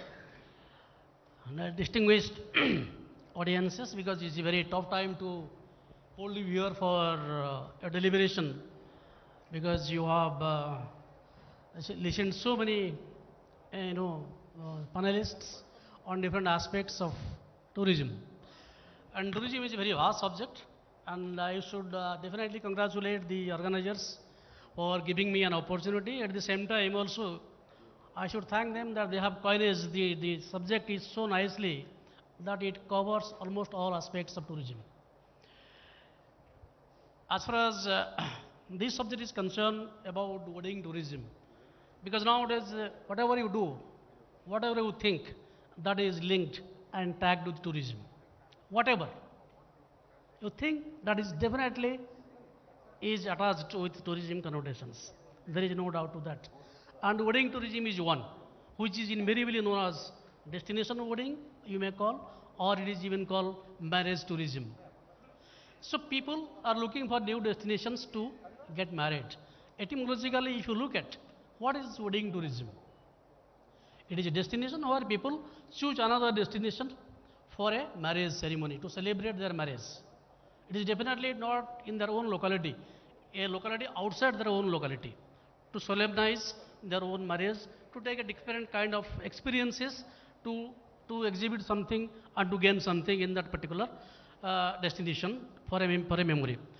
So why people are right now choosing? It was, if I remember rightly, some of my colleagues are here, they must definitely agree with me. When I was there in 2007 in ITV Berlin, for the first time, our Honorable Minister Tourism had unveiled, and we promoted India as a wedding destination for the first time in ITV Berlin, 2007. There was a huge campaign all over the country and the destinations regarding promoting India as a wedding destination. I remember that thing, and just after that, it was also a coincidence. Liz Hurley and Mr. Arun Nair, they came to Rajasthan for their wedding, and after that also, because she was the British actress, and so a great model. So it was headlines also in India. After that, there is no looking back. It is a concept definitely to our place, because we are late starter in everything. Because this is a very old concept and prevalent in other countries. And most prominent were, USA, UK, France, Italy, Mexico, Scandinavian countries. This is very, very common. So also in our Asian countries, Thailand, other places. But as far as India is concerned, Rajasthan is number one, then second is Goa and Kerala. And nowadays it has almost touched almost all the states. And they are packaging their own product to sell wedding tourism as a wedding tourism as a theme. Why this particular concept cropped off? Why? Because if you look into the development of tourism, other things also, because social media played a great role, yes, no doubt. Number two is the disposable income of the people, and also the time.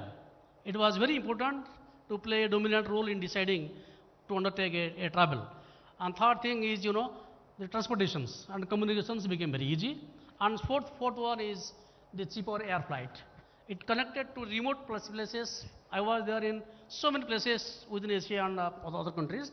I have seen very unique places, not the mainstream cities, other places also. They are very beautiful. People make holidaying for different purposes.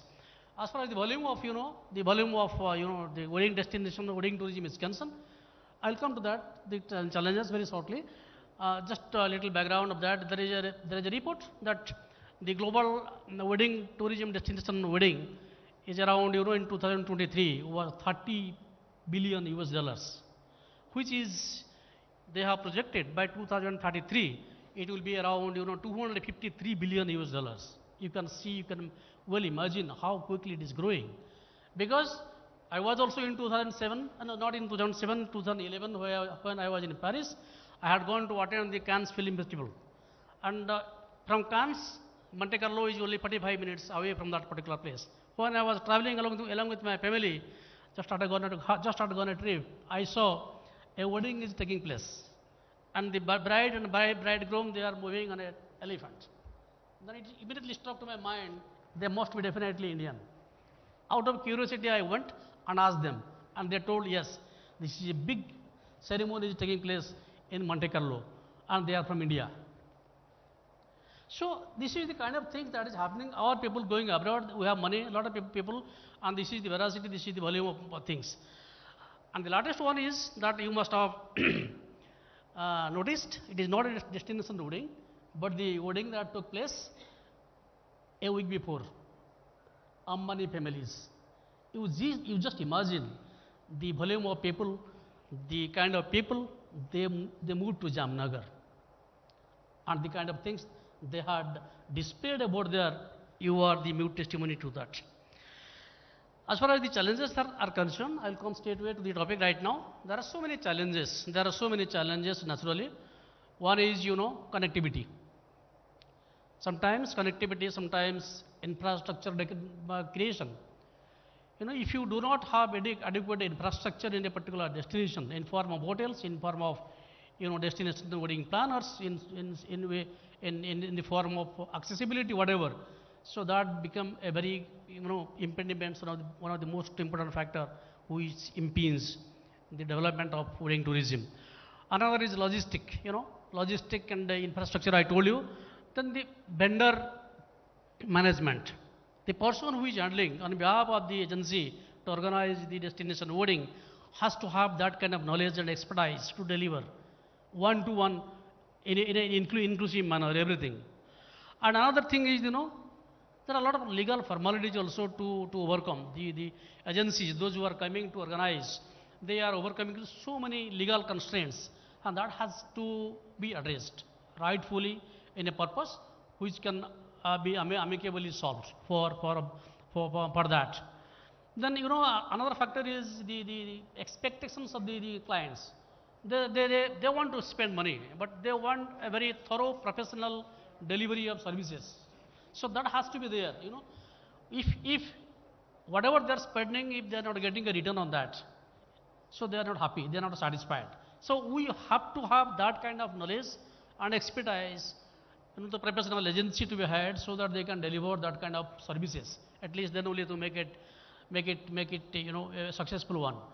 If one is coming to a particular destination, if he is not happy, sometimes he will go in a very bad note, and that will magnify the negative publicity in such a fashion that he will never come, then so many people also they will never come. So that is the reason why nowadays social media plays a very vital role. We should be very, very careful and very apt in handling those medias. And for that, you have to be very clean, and you have to be very, very professional. You should not give any scope anywhere so that people will come out again and pounce on you. So these are some of the areas which are very mostly some of the challenges that I can say. And as far as the solutions is concerned, yes, solutions we have to target our audience. Who are the people? Who are those? People, they may be NRIs, they may be PIOs, they may be NROs. So these are the people to whom we can target, because they are coming frequently to India to celebrate their marriage ceremony. Then another is that infrastructure development I told you. Third one is fight connectivity. We have to have a seamless connectivity, accessibility to all those destinations where we are going to have or promote that particular destination as a wedding destination. And another factor is, we have to keep a very, very good relationship with the stakeholders. They always should be on board. The stakeholders are the people, those who are developing a destination, because tourism is basically a government sector led and private sector driven industry. Government has a very less role in these particular things. Private sectors should be very, very important, but they should be very proactive. Yes, of course, there are so many issues that can be taken up by sitting across the table to solve. But at the end of the day, that is very important. Another point is simplified, the law, these legal procedures. That has to be simplified in a manner by which all those investors should be very, very, very, attracted. They will be attracted.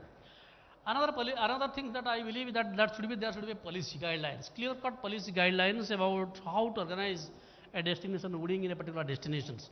So these are some of the key factors, solutions that we can think of, and we can think and we can deliver something. There are agencies, yes.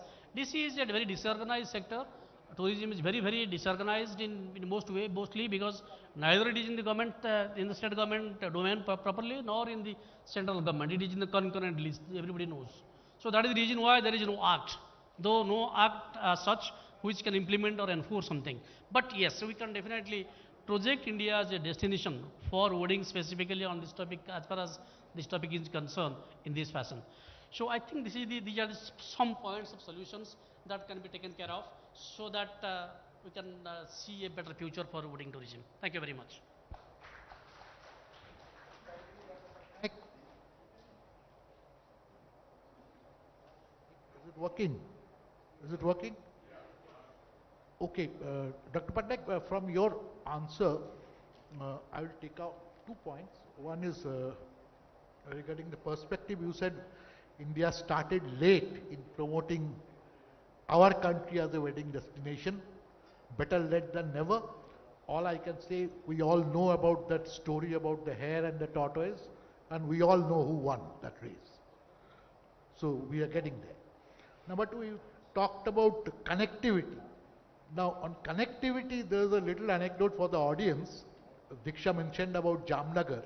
Jamnagar has an airport, small airport, and every day, usually 3 flights they handle. 3 flights. But between February 26 and March 4th, Jamnagar airport handled 430 domestic flights landed and took off, and 135 foreign aircraft landed and took off. Between this period, imagine the capacity is 3 flights a day. And instead of that, this is the number of flights. And all these flights mostly are privately owned jets and privately owned planes. So in India, we can do it if we want to. If an airport like Jamnagar could do this, imagine if other airports are much larger. Sorry, I'm very sorry to just interrupt. I will give a little small example actually when he told about the airport. I was in Goa in 2008. You'll be surprised to know that, for a period of 6 months, starting from October till March, That is the peak period in Goa and so also in almost all the states, all the countries. Goa is famous for the international tourists. Within a span of 6 months, there are 850 charter flights were coming to Goa. So on an average, per month, 150 charter operators, they were landing in Goa. Goa is a small state. With a small airport also. Now there, but that time I am telling. And just imagine, per flight, in per flight, 180 capacity, take for charter flights.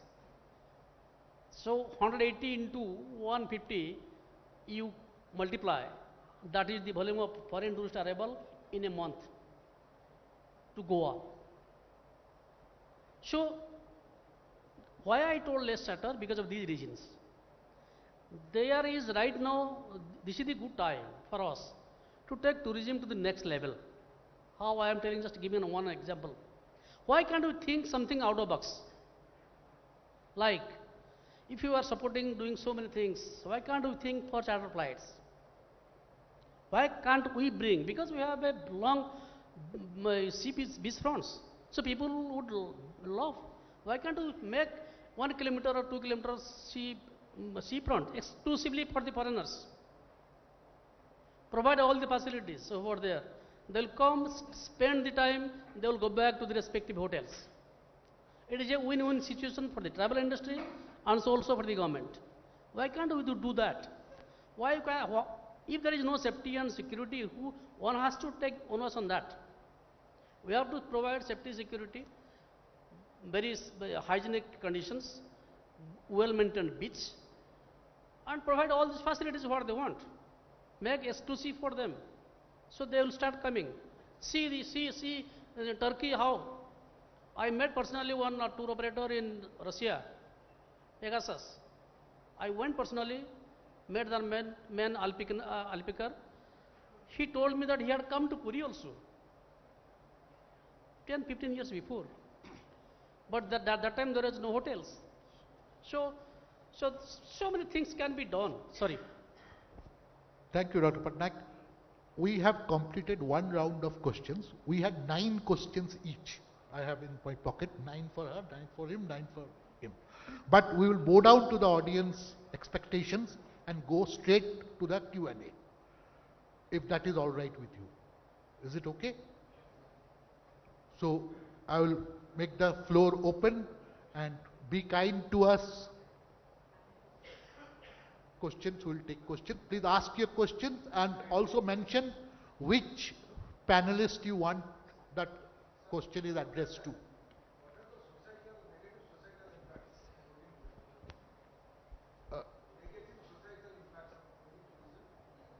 Negative societal impact of wedding tourism. Is any particular anybody or to the entire panel? Okay. So negative societal impact on wedding tourism. Wedding tourism means we are asking our subject matter is get married in India or India as a wedding destination.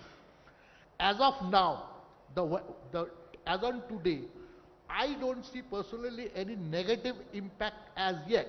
But yes, over the period of time, over the years, if the volume keeps on increasing and the intake capacity of a particular destination, of a particular venue is overseeded, then we have seen what happened in Himachal or Uttarakhand. Or we don't want another Shimla or Manali, where we have over-tourism has totally destroyed those destinations. So we have to be careful. We have to know that this is our top level. Beyond this we cannot go. That is.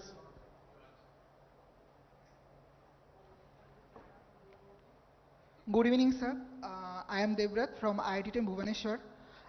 Sir, my question is, India has the wedding destination mainly in Rajasthan, Goa and Kerala, mainly famous.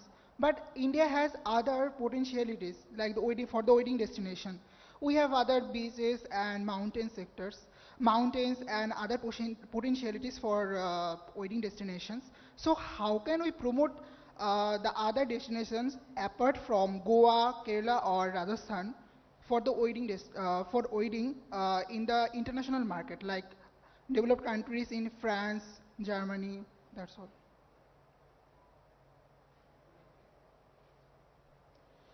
Yeah, I told you just right now, because every state or every country, they have to focus, pinpoint the product they want to develop. If wedding destination, you are promoting this place as a wedding destination, you have to create adequate infrastructure for that. If you are ready with infrastructure, with international or national standards, that can attract definitely the people to come for wedding. And for that, you have to do a lot of exercise. Okay? How to do all those exercise? You have to go devise a marketing strategy. Who is your source market? Who are those people? How they will be addressed? Okay, and then you have to make a handholding situation of the kind of things with the stakeholders, because the government will not do all those things. Government will make promotions, but the business will be activated only through the operators. So they will go with you. You can also do branding or advertisement. You even also can go to the source market to tap all those people, call them, make presentations about the product, let them believe yes, then only that will be automatically, slowly it will be coming. So in this process, then we pinpoint your destination, what is your destination, what is your strength and weaknesses, come up with that, address to that, go to the source market, promote it aggressively, people will start coming definitely, I think.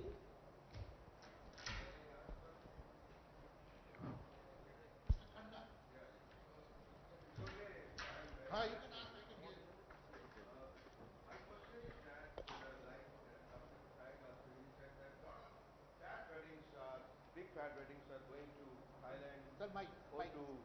Big fat weddings are going to Thailand, to Turkey, to Greece, to Dubai, to Sri Lanka, even now Sri Lanka also started.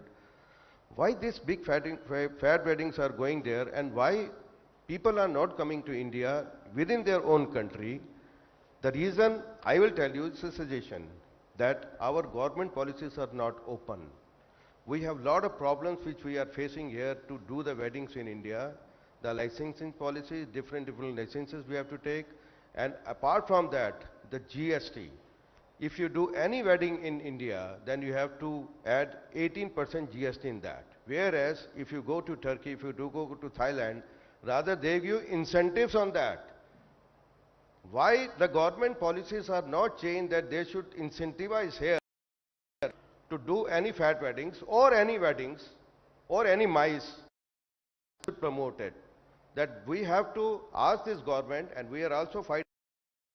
I've been the wedding planner, she also understands, Mr. Patnaik also he understands that why we are going to outside. The reason is very simple, because our tax structure is not good here in India, and also that we are not open policies.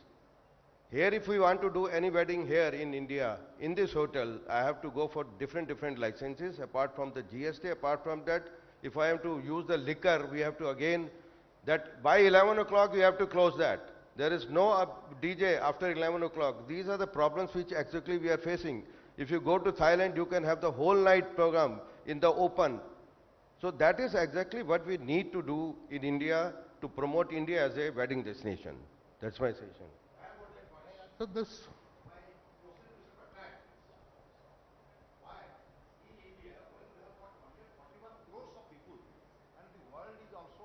Our India itself also heading towards 190 crores of people in future days. Why we are interested that the foreigners will come and conduct their marriages over here? We are sufficient. Indian people are getting rich day by day. People can afford. Those who can afford, they are also going to foreign destinations. Those who are having very rich people abroad and Indians staying abroad also, they are coming to these destinations also, if you find it. So what we have to do is, we are suppose at Puri, we have got some of the resort hotels. I know there are many resort hotels where the destination marriages are being conducted. But they are in this vicinity of the thick population.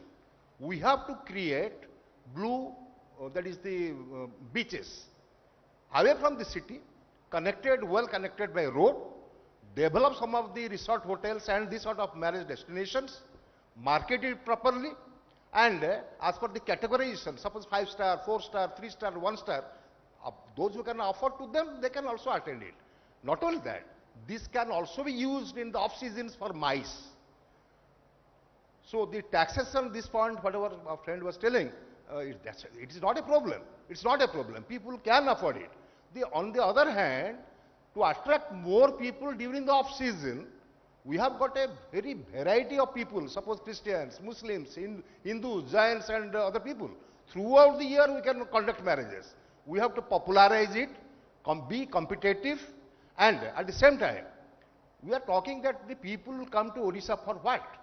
Even Odia people, those who are conducting marriages in the destinations, I have attended many, they are not only doing the rituals as per the Odia culture, they are adapting to Punjabi culture, even also mixed culture. Even the people, those having pagdi, Sardarji, jaise pagdi pehante hain, they are also hiring them. The food they are also hiring from Rajasthan and many people. So the manager who conducts these sort of marriages, so he has got a good number of contract people. Even the purohits, the priests they want very good priests, those who know this theme. So they have got a good, many things have to be arranged, then only these things will be improved and it will be properly marketed and popularized. Unless otherwise, there is no point of attracting foreign tourists to India for these marriage destinations.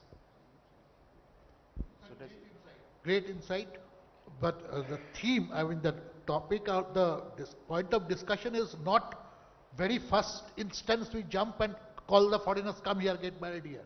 Our first point, base point, as I started my deliberation on a lighter note as Delhi ka laddu. First point was get married in India, and then when everybody, and don't go outside India to get married.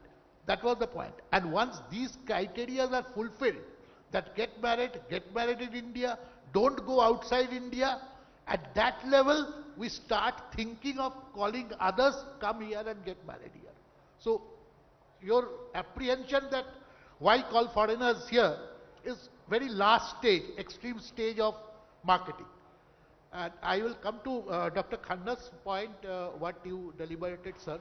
Sir, very valid point. Fortunately or unfortunately, none of us on the dais are from the government. Your question is straight addressed to Dr. Nirmala Sitharaman, I believe, what you asked. But she has just presented the... Yes, and sir, but the onus is on you. As the tour operator at TUA, you have given long letters to departments, circulated it widely among our members. But I would suggest, humble suggestion, from ADTOA or from tour operators, anybody, make a spreadsheet, make a absolute Excel sheet, marriage, all identical pointers, 500 people, Thailand vis-a-vis Rajasthan. Tax, what are the 19 tax in India, 3 tax in Thailand. Total. Give that spreadsheet, compare it in structure and then submit it there. Otherwise, just giving 2 pages or 3 pages word letter that we have high taxes, Thailand has less taxes, doesn't make any sense. Government, they don't bother. But once you give these pointers in a spreadsheet and Excel sheet, specific comparison, that if I have a 500 people marriages in India, this is my expenditure, this is my headache. If I have the same marriage in Thailand, this is my expenditure, this is my headache. Then it makes sense. No, one more thing also I can add what he told. There are 10, 15 very prominent trade associations in India, very actively working in different fields. Starting from FICCI, ASSOCHAM, CII, then ADTOI, TAI, TAFI, IOTO, FHRI, so many. Why can't you make a common platform? Go to the ministry, explain in detail. Make a good presentation before when they are devising all those strategies or giving budget allocations or giving task benefits or incentives. I think that will work out. That will work out.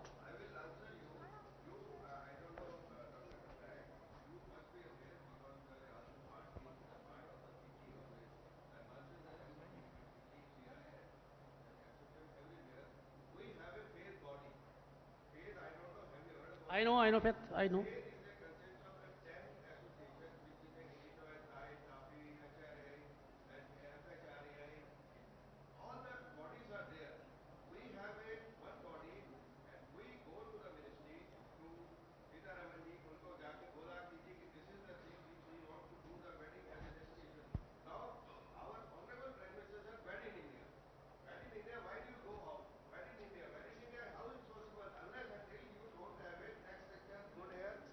Incentivized here, like in film tourism. They have lot of the state tourism boards, they have started, you know, the incentivized on the film tourism. I mean, you must be aware about that. Like the same thing we can also hear in that we should incentivize in here if you are wedding in India. So I think this is the only suggestion. We have already gone to the ministry. But when we go to the ministry, to the finance minister, they say come through the tourism minister.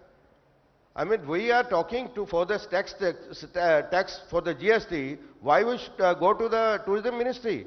You are involved in that. You are the person who has to do all this tax structure, whatever it is, the 18% tax on the doing any wedding or any show here or the MICE event. Why we should go to that? So their answer, no, go to the MOT. What is this? Exactly that we have to pass this message to the government through these channels, because why we do all these sessions here? The purpose is only to pass this message so that our voice goes to the government.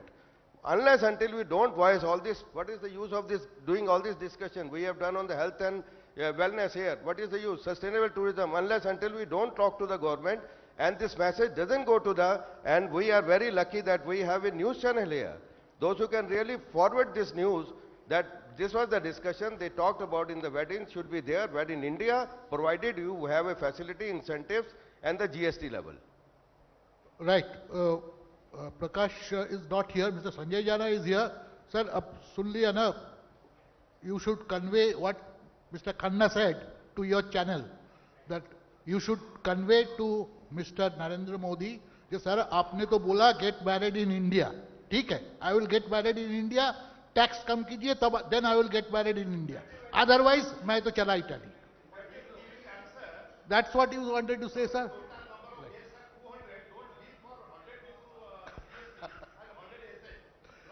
Exactly. Okay, we come to end of our session. As we started our session with the lady on our panel, we'll end our session with the lady on our panel. Your permission, Gagan, your question will be answered by Yoendrina. Please ask. Probably this question is meant for you, sir.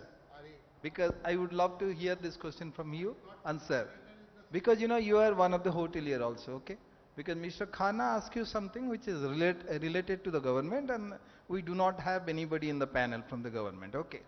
But I think the suggestion is very well taken, and that would be conveyed to the government, I think so. But my question to you, this is regarding the wedding tourism and what do you call it, wedding tourism and the leisure tourism. I think as a tour operator, sometimes I find, and many of the colleagues, they would agree with me, both the things do not go hand in hand. I mean, it becomes very complicated sometimes. During the season time, what I have seen, from September to April, between that time, no? So whenever there is a fat wedding happening in a destination like Puri, then it is so difficult even to get one room or two rooms for a leisure tourist. But as a hotelier, what would be your suggestion, sir, and how we will handle such situation? Because nowadays what's happening, the hotelier are giving so much importance to the wedding, because you know they get a lot of inventory, the entire inventory being sold out, and that's a huge business for them, okay? But at the same time, don't you think that we are neglecting also the leisure market? And what is the solution? Me to give the answer as the moderator of this panel or as a hotelier? Both, First you sir. tell me. Both. Both. Then I would say you must have conspired with Sanghamitra, because Sanghamitra asked me the same question just before I came up on the sir, stage. that's a genuine feeling of all the tour operators. Okay, now the answer. As a hotel, you said that tour operators ke saath, this wedding business is always conflicting. Tour operators don't get room in wedding season in hotels. And you blame the hotelier, why did you take wedding booking? And hotel will scream, this fellow is taking 100 rooms, why should I entertain your 3 rooms? This is hotelier's point of view, your point of view. wedding season to 4 महीना का है, but I give you business throughout the year. This is your point of view.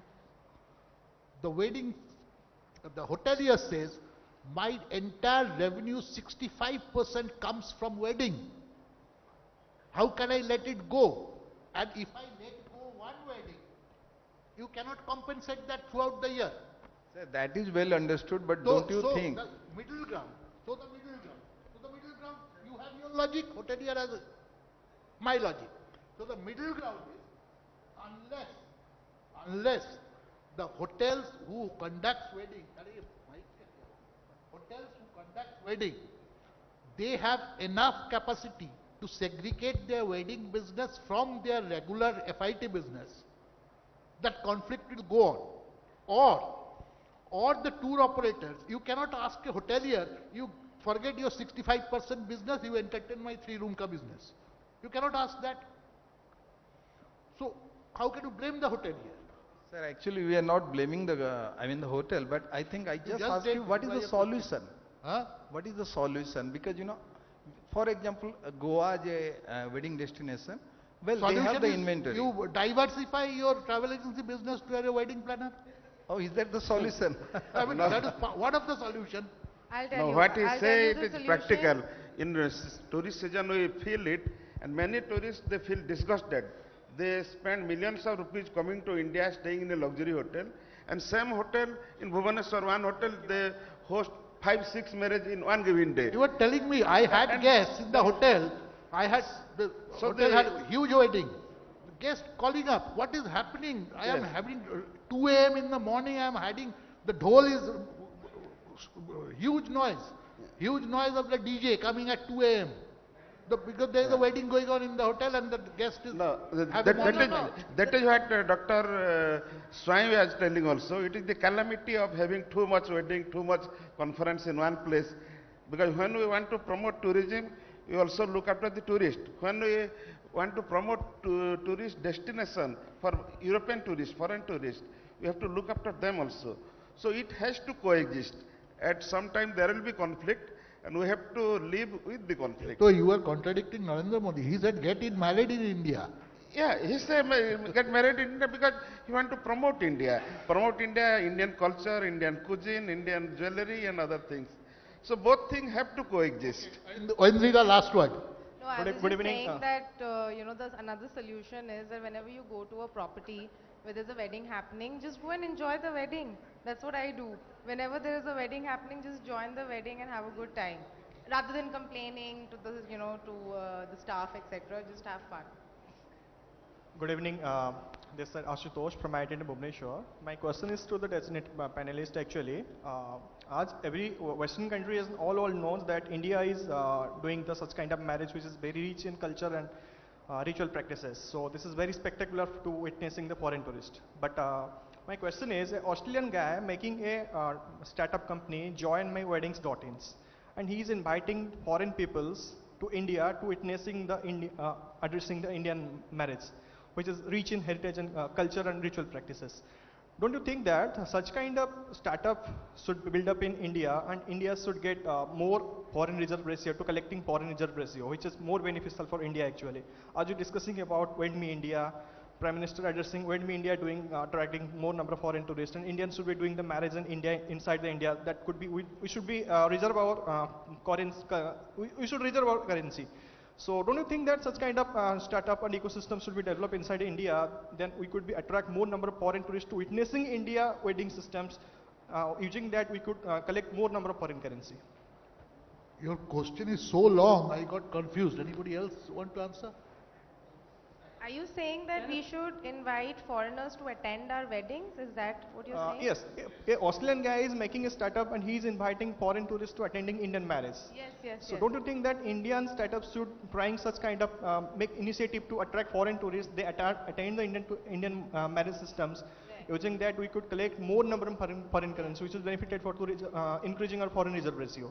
Yeah, that's happening. It's on a small level. It's happening right now. But foreigners can come and pay $250, $300 and attend the Indian wedding. So it's not very rampant right now. It's very small. There are few companies, few players who are doing it, but it has already started. which means that there is a demand, you know. For That reminds me, there was the serial on yeah, Made in Amazon. Heaven. Made in Heaven. Made in Heaven. Yes, yes. The weddings, Indians are hosting weddings, and they tell the wedding planner, in my wedding, get me 10 foreign guests and $10 per guest I will pay. Those foreign guests, they take money to attend the Indian wedding. $300 they're paying. There are websites charging $250, $300. Yeah. Good evening, everyone. Okay.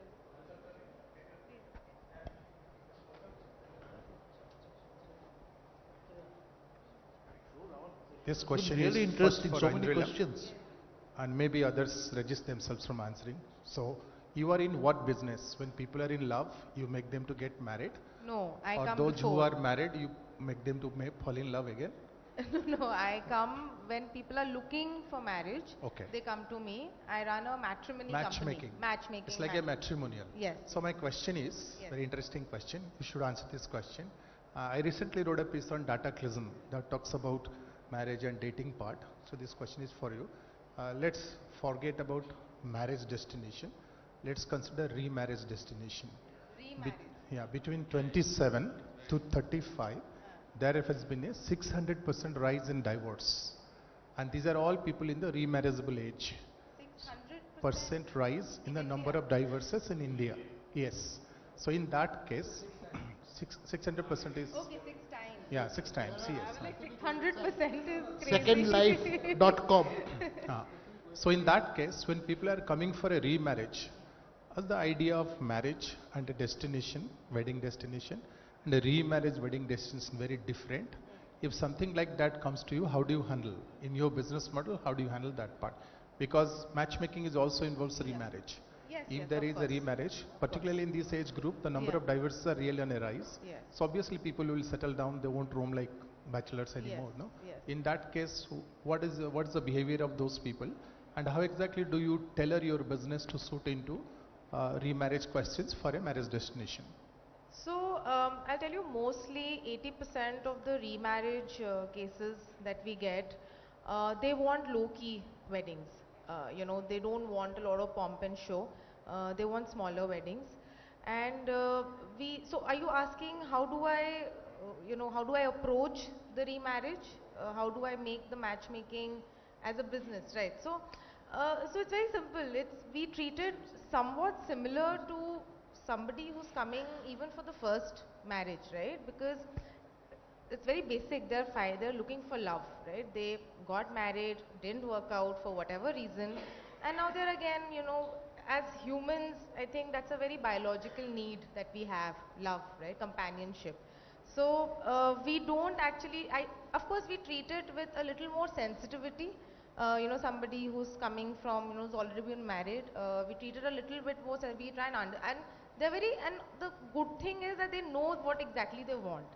So sometimes, first time who's coming, for first time marriage, they're a little confused, they don't know. But somebody who's coming for the second marriage, they tell us exactly what they want, from the partner. So it actually makes it easier for us. More experienced. How many years you are married? Huh? No. You? No, that's why I also asking you. Very interesting question for a man married for 26 years.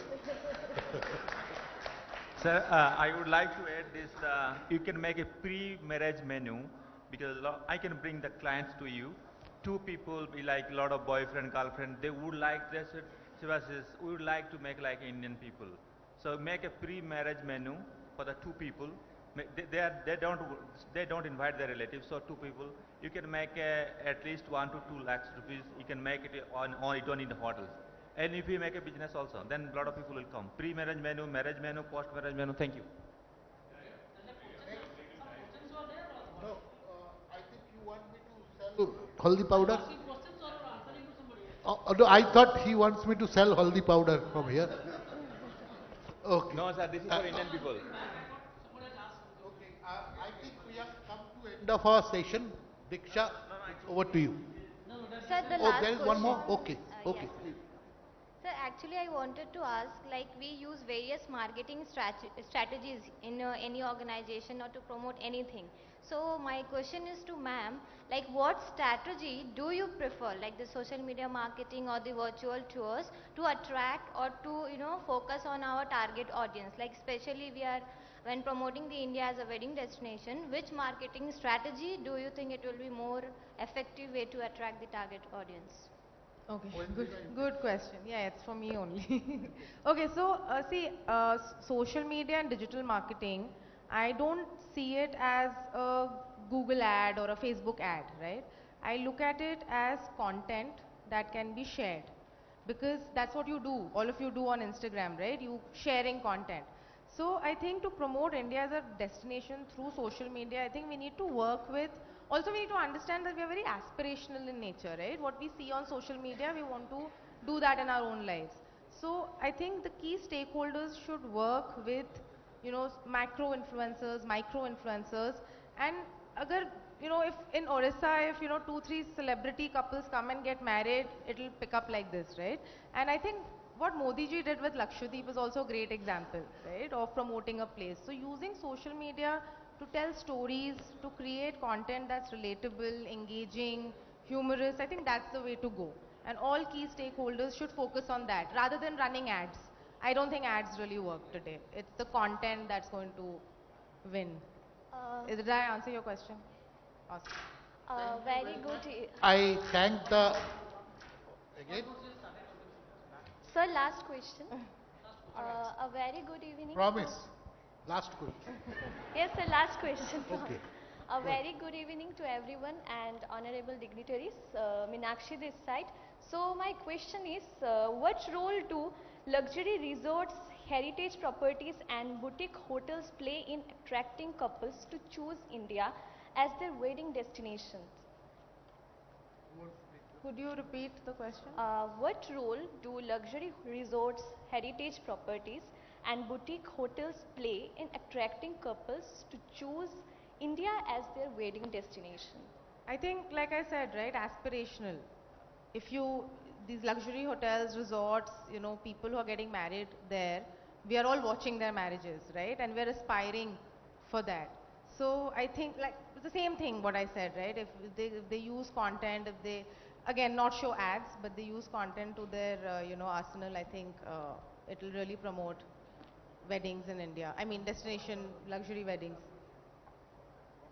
Do you want to add something? I think what you asked, to more precise what she said, how to promote that luxury hotels or the properties to get married there. Yeah. Yes, As sir. a hotelier, Yes, sir. we sell our concept to people like Vendrila, the wedding planners or the matchmakers. Yeah. And they sell it to the end user. Yeah. Who is the end user here? End user is the people who are getting married. So instead of they coming straight to us, they usually go to a matrimonial site or a wedding planner. Yeah. And Vendrila has to sell the concept to Yeah. them. Yeah. And then I have to sell to Vendrila that, okay, my hotel is better than that one, you Yeah. have your clientele to me. Yeah. That way, it is the chain reaction of promotions. Did we answer your question? I hope that's answered your question. Thank you, Dikshit. All right, thank you. So Band, Baja, Barat and billions of rupees, everything was discussed here. Marriages and even remarriages. So I think a very, very interesting and engaging session that we had. So could I once again request Shri Kamlakant Naik, senior anchor and bulletin producer, Argus News, to come on stage and present the vote of thanks. ସମସ୍ତଙ୍କୁ ପୁଣି ଥରେ ଜୟ ଜଗନ୍ନାଥ ସମସ୍ତେ ବହୁତ ଅପେକ୍ଷା କରି ରହିଛନ୍ତି ଶୁଣୁଛନ୍ତି ଏବଂ ୱେଡିଂକୁ କେମିତି ୱାଓ ୱେଡିଂ କରିହେବ ସେ କଥା ସମସ୍ତେ କହୁଥିଲେ ଏବଂ ସମସ୍ତଙ୍କୁ ବହୁତ କନେକ୍ଟ କରୁଥିଲା ସେଇଥିପାଇଁ ଏତେ ସମୟ ପରେ ବି ସମସ୍ତେ ଶୁଣୁଛନ୍ତି ଏବଂ କ୍ୱେଶ୍ଚିନ୍ ଗୋଟେ ପରେ ଗୋଟେ ଆସୁଥିଲା ତେଣୁ ଆଉ ଜମା ବି ସମୟ ନେବିନି ଆମ ଅର୍ଗସ୍ ପରିବାରର ମୁଖ୍ୟ ସମ୍ପାଦକ ଶ୍ରୀଯୁକ୍ତ ସଞ୍ଜୟ ଜେନାଙ୍କୁ ଅନୁରୋଧ କରିବି ସେ ମଞ୍ଚ ଉପରକୁ ଆସିବେ ଏବଂ ଆମର ପ୍ୟାନେଲିଷ୍ଟ ଯେଉଁମାନେ ରହିଛନ୍ତି ତାଙ୍କୁ ସମ୍ମାନିତ କରିବେ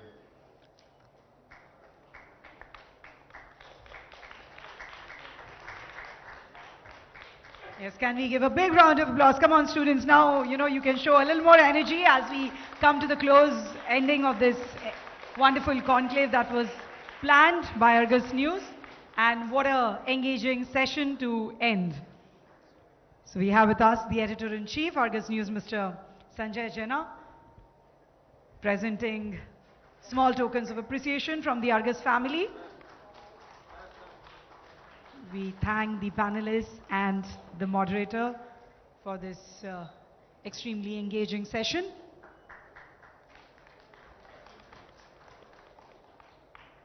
And we really hope that there were valuable takeaways for all of you, particularly the young force here, the youth, who were a part of the conclave since the morning.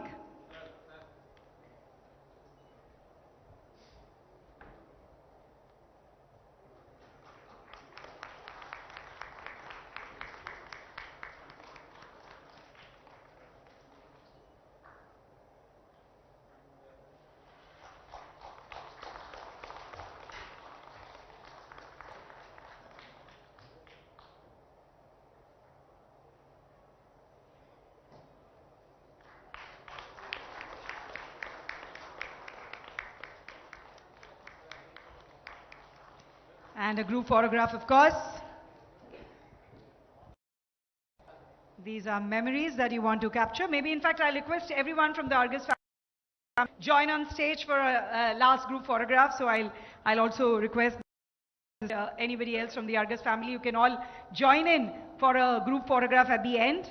All members, I'll request, please join on stage.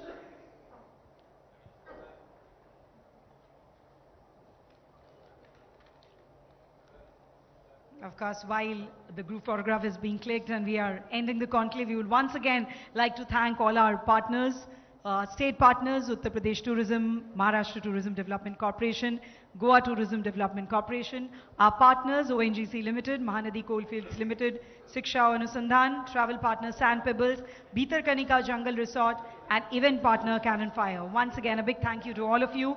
Without your support, this event could not have been organized in such a smooth and successful way. So thank you once again.